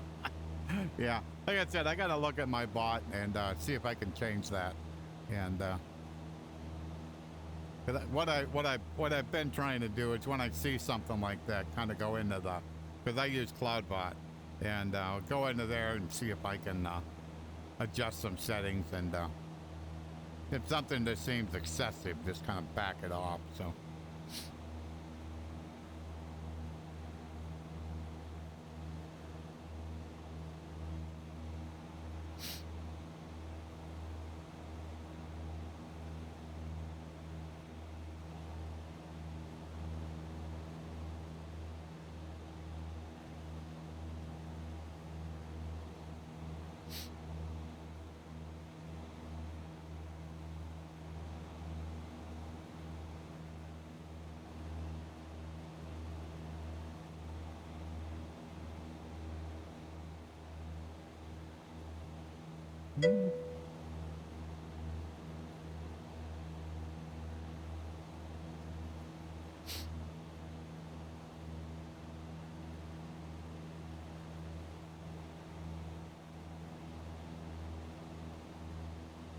Yeah, I have to admit, I've been pretty happy with what I've come up with for chat stuff, where, especially like being in VR, that I don't want the chat window to be kind of in the normal view at all, and so whenever I get a message, I hear a ding, and it's kind of it kind of depends on, like, if I'm on short final, yeah, we ignore, and but pretty much any other time, though, that's yeah, just kind of look up and respond.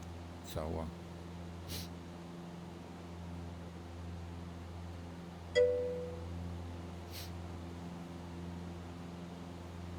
I really try. I mean, like I said, I had a user that gave me some feedback that about being too close to the cockpit, and part of it was exactly that. It's readability. I mean, once I got to Beyond, it was kind of like, oh my goodness, I can use G1000s, and I'm like, I'm not giving this up. You know, I'm not going back to analog gauges so I can get back further in the cockpit. No, we'll find a solution some other way. So something kind of looks like I'm going to run into a mountain here. Wonder why. 3028.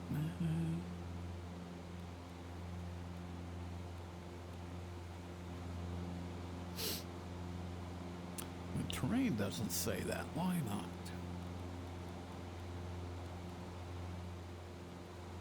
Huh. Well, that is weird.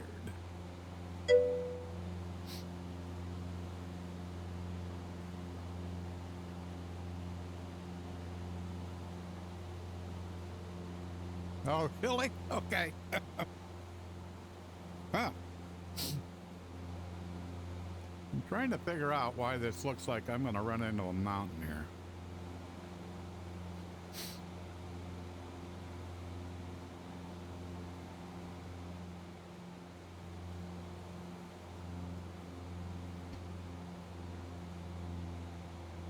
My terrain radar is saying I'm not.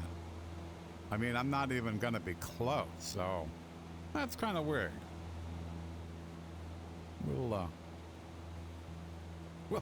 We'll approach with caution.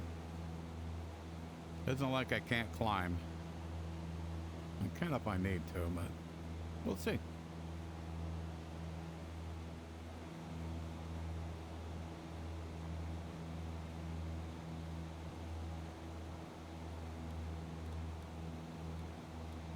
Yeah, because there's like nothing here.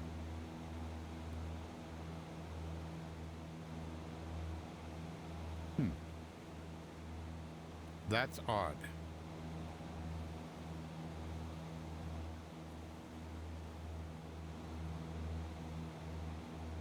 Barometer's dropping. Maybe that's what it is. 21.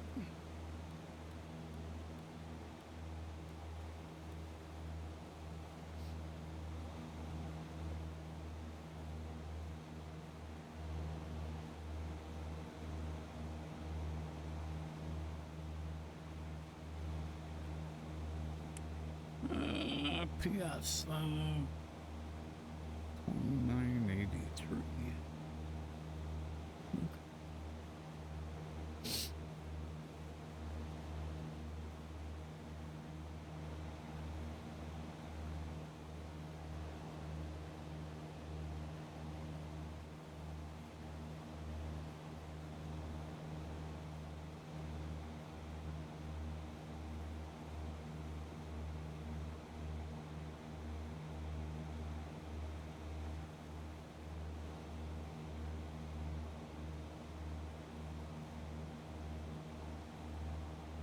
Whoops.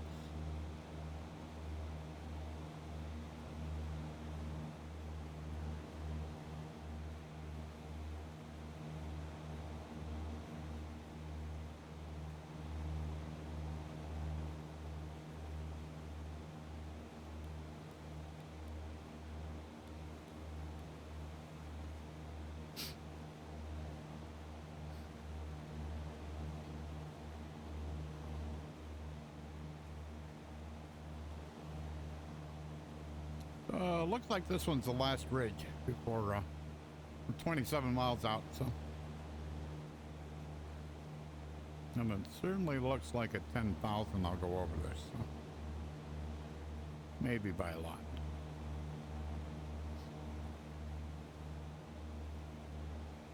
That's why I like having like the local radar, especially doing these kind of flights.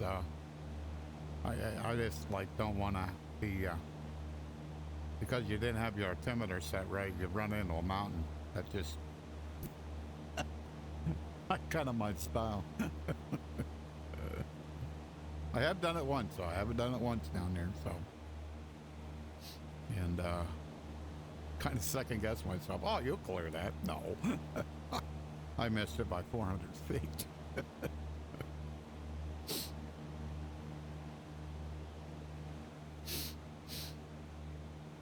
So we are down by the coast. You kind of barely see it from the haze, but it's there.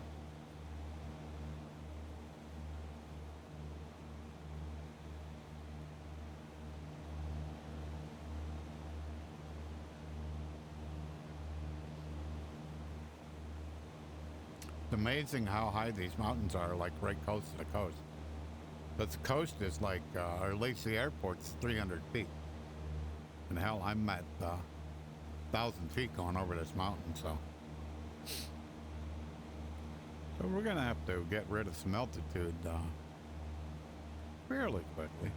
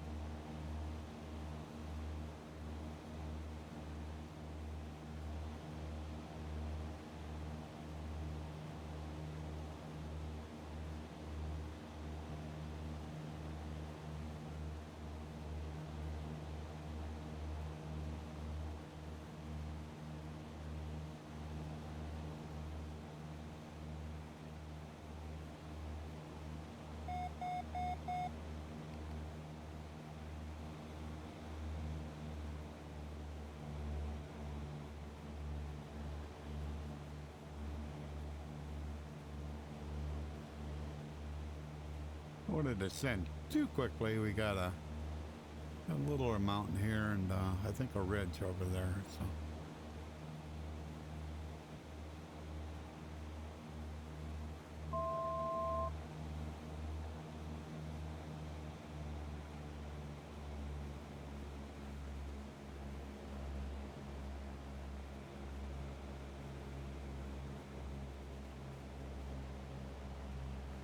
Put in the mixture so I don't forget when I start getting ready to land.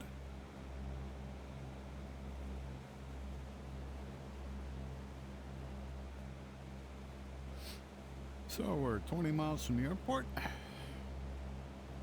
Gotta be on the other side of that ridge there. So it's gotta be close to the water.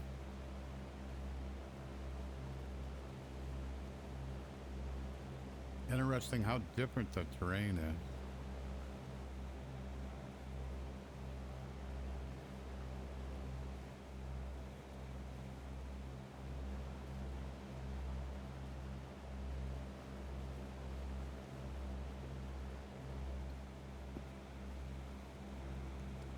So 300, 1,300 feet.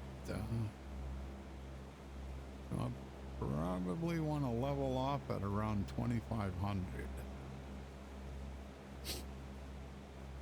Hopefully I'll be past all these ridges by the time I get there.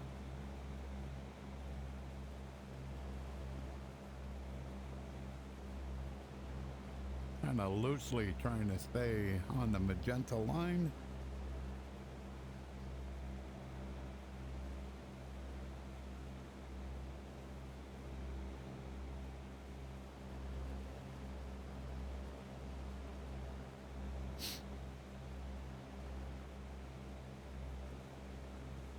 Well, certainly didn't find any bugs in Beta 4 today.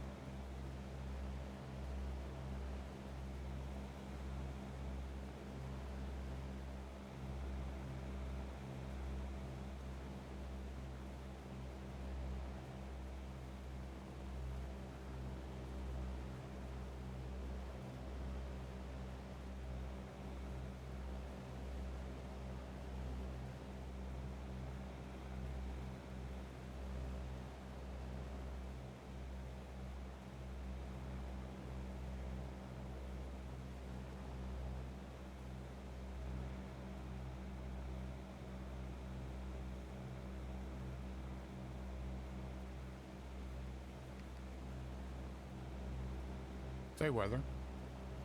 Cessna 6 Bravo Golf weather at Mike Mike Papa Sierra is clear. Visibility is 10 miles, winds are 266 at 7 knots, cloud coverage is clear. Current QNH is 1012. Temperature 32 dew.26.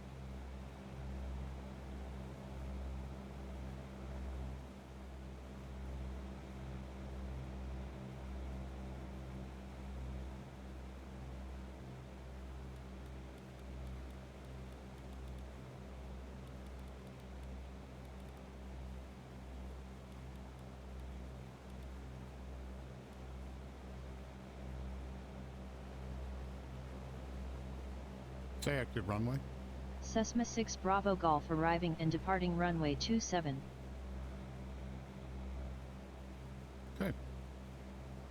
27.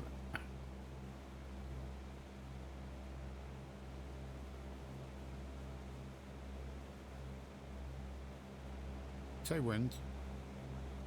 Cessna 6 Bravo Golf Puerto Escondido International winds are 266 at 7 knots. When I was a student pilot, I had to have all kinds of helpers to help me try to figure out when I heard a wind direction, I would know what runway to land on. Only after I become a sim pilot can I actually like figure that out in my head. Kind of like, okay, pick the runway that's closest to the wind, then you're good. You know, and but I can't believe when I was actually flying for real that I had all kinds of like calculators and that kind of stuff to kind of help me. It's like, that's crazy.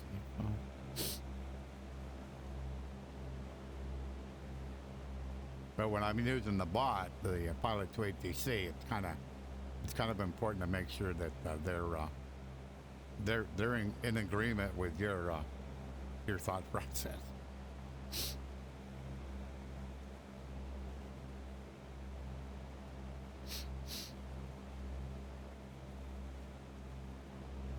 Cessna 6 Bravo Golf inbound to land, runway 27. Cessna 6 Bravo Golf report left downwind for runway 27. Will report left downwind for runway 27 Cessna 6 Bravo Golf.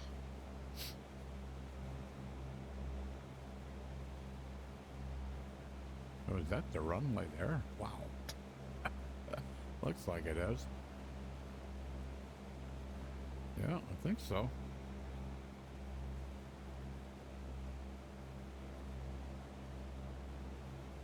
Yeah, that's right along the shore. Wow. Check.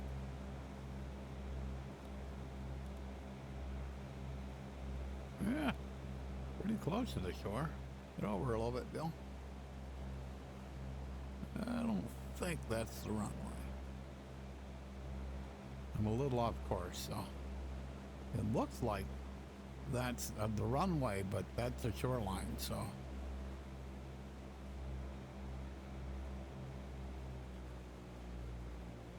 So I'm 7 miles out.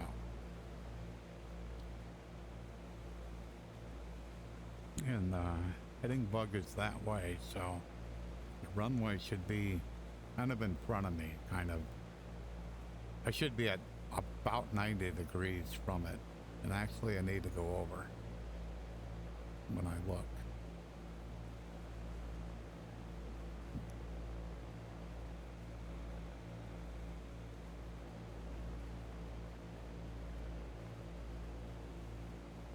Because the runway's not on the shoreline, but I think it is there. Yeah. Yeah, I'm lined up. Yeah, that's the runway. Okay. All right, so I got to get past it.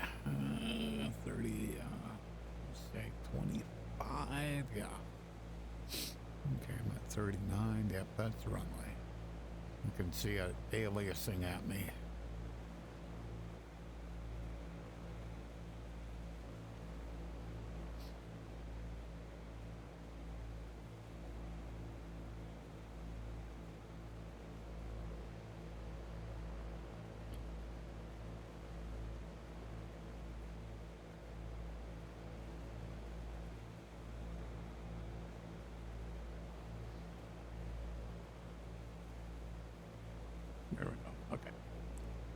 So I got to be on the, I got to go on the right-hand side of it, then go down. That'll be the downwind.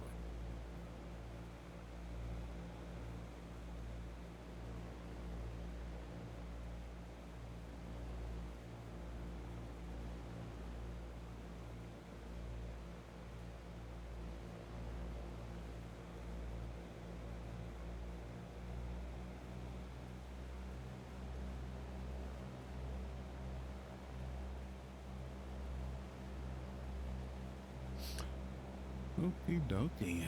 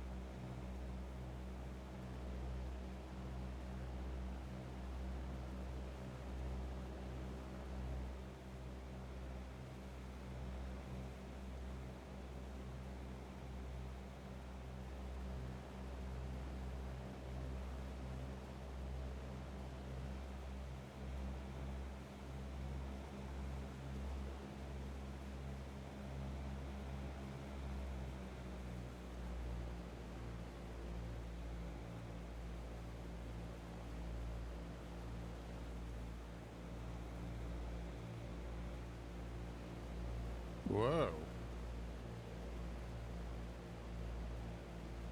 That was bad. I had some of Jeffrey's stutters. Really bad. It's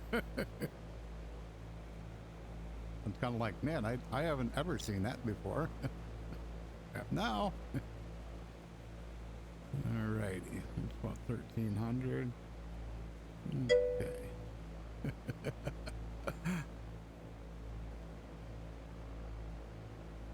I went to change the direction of the plane. I'm like, nothing happened. I went, what's that? Oh, okay. I got it. I know what it is. I'm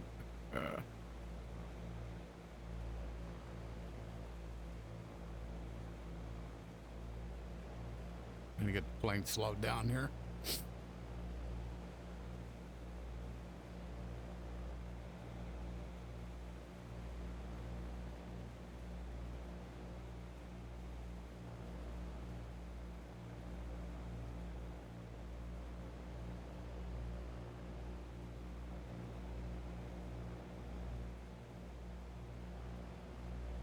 Cessna 6 Bravo Golf, downwind runway 27.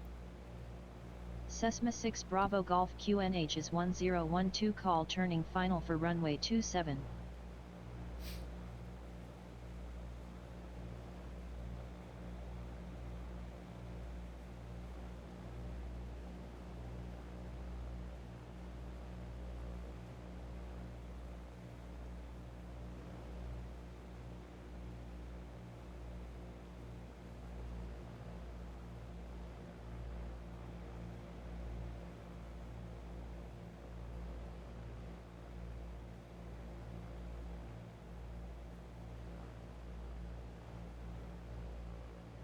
Okay, there's the numbers.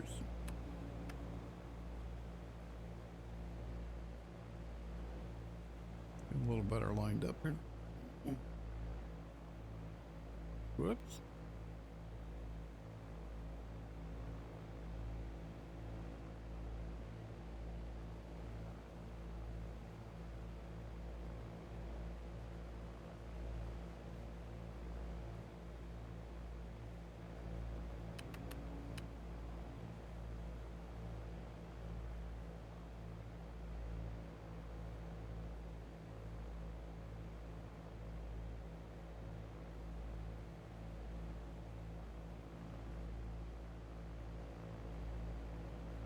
Cessna 6 Bravo Golf printing final.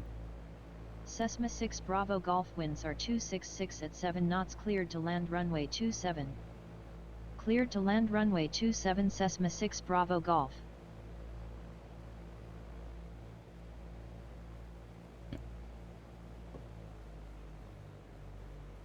It's a heck of a building right on the approach.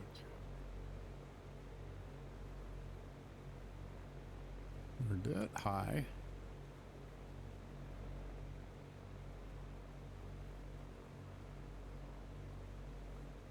Too fast. Let it bleed off. Bleed off. Bleed off. Bleed off.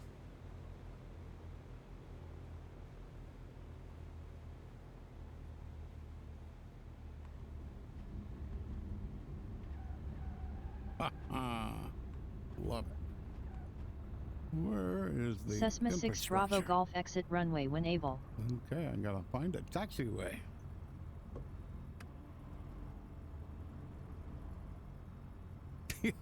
I didn't see that building till the last minute. I'm like, oh, there ain't no way I'm gonna run into a building. Oops, sorry.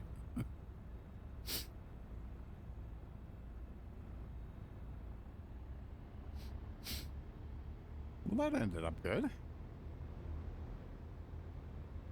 I was a little worried. I was a little low and on the pattern, and I was a little worried about that, but kind of figured it out.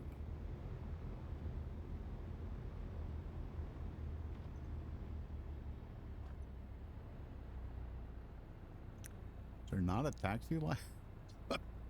The way they do the runway textures anymore, it's kind of like the taxiway lines. They kind of like just disappear. Kind of like, what the heck? Where are we going to park? Park over by the tug. Cessna 6 Bravo Golf, clear of the active runway 27. Cessna 6 Bravo Golf, welcome to Puerto Escondido International. There is no ground control at this airport. Let us know if you need taxi instructions. Well, you aren't going to give me any, so I'll figure it out myself. All righty. I'm pretty happy today.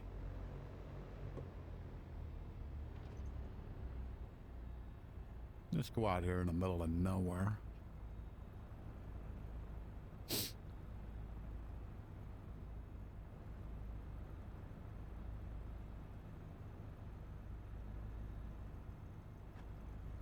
I think I gotta spin around. Nope. But I'm going to anyhow.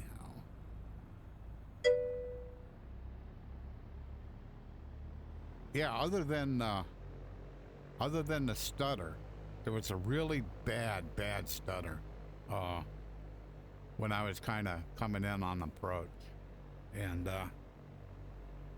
but other than that, it was great. I mean, because it like the sim like stopped. I mean, it was like just stopped. Kind of like, what the heck? But other than that, yeah, it's been great. So I'm happy. So, and I have no idea what that was all about. So, and like I said, I'm running Total Mexico, X World America, and Global Force version 2. So so it isn't like this is kind of a stripped down machine here. This is, I'm trying to run, you know, what makes things look good. And this does. I mean, this is pretty cool. You know, see, I mean, you're looking, that's what apartment building or something like that, maybe a hotel, you know, and you know, it was one of them right on the approach. So, but yeah. So I come in the right way. You're looking at the windsock. Windsock says, yep, that's the right way. So, and I thought, I didn't even check. Yeah, 7,500. So I had plenty of room. Yeah, but I kind of like looked at that building and went, looks like we're gonna have to be a little high going over the approach here. So, okay, let me get some things shut down here. So make sure that rep stays happy. That's up. Okay. Kill the old power. I forgot to turn the taxi light on. Bad pilot. All right. Quite happy. Thanks. Thanks so much for everybody who stopped by. This makes it like I enjoy streaming. I stream no matter what, but when there's people in chat and they interact, it is it makes the flight much more pleasurable. So, but my goal is just I'm just going to spend time in Mexico, showing off total Mexico through the eyes of a VR user, and so thank you. And I think I've got a couple more planned, and I try at the least to at least stream once a week, and but you know, even though I'm retired, there's still commitments around the house. I spent the last 2 days just trying to get the yard all back in shape, and so that had to be done before I would even think about streaming. So, but thanks again, and like I said, if you enjoy this content, please click on the follow button so when I go live, you can see. And for the foreseeable future, I don't see me streaming anything but Explain 12 and kind of showing off what Explain 12.1 is bringing to the table with some very nice third-party add-ons. So, and I have just been quite happy to do it. And for anybody that's going to be at Flight Sim Expo, please look me up. Please look me up. I don't know if you can see it, but I have a shirt that is a 3D CAD of the headset I'm wearing. When I'm at FS Expo, you can expect to see me in that shirt. I have a couple of them, so I'm waiting for a black one, but it's on back order. But I have 2 gray ones, so but you'll if you don't recognize me by my hair, you'll recognize the shirt. So big supporter of Bigscreen Beyond. So I would expect nothing less. Your shirts match your airplanes. they are just so cool. So okay, dokie. Thanks much, guys. You have a great day. I know I had a lot of fun today. Thank you so much. See you later.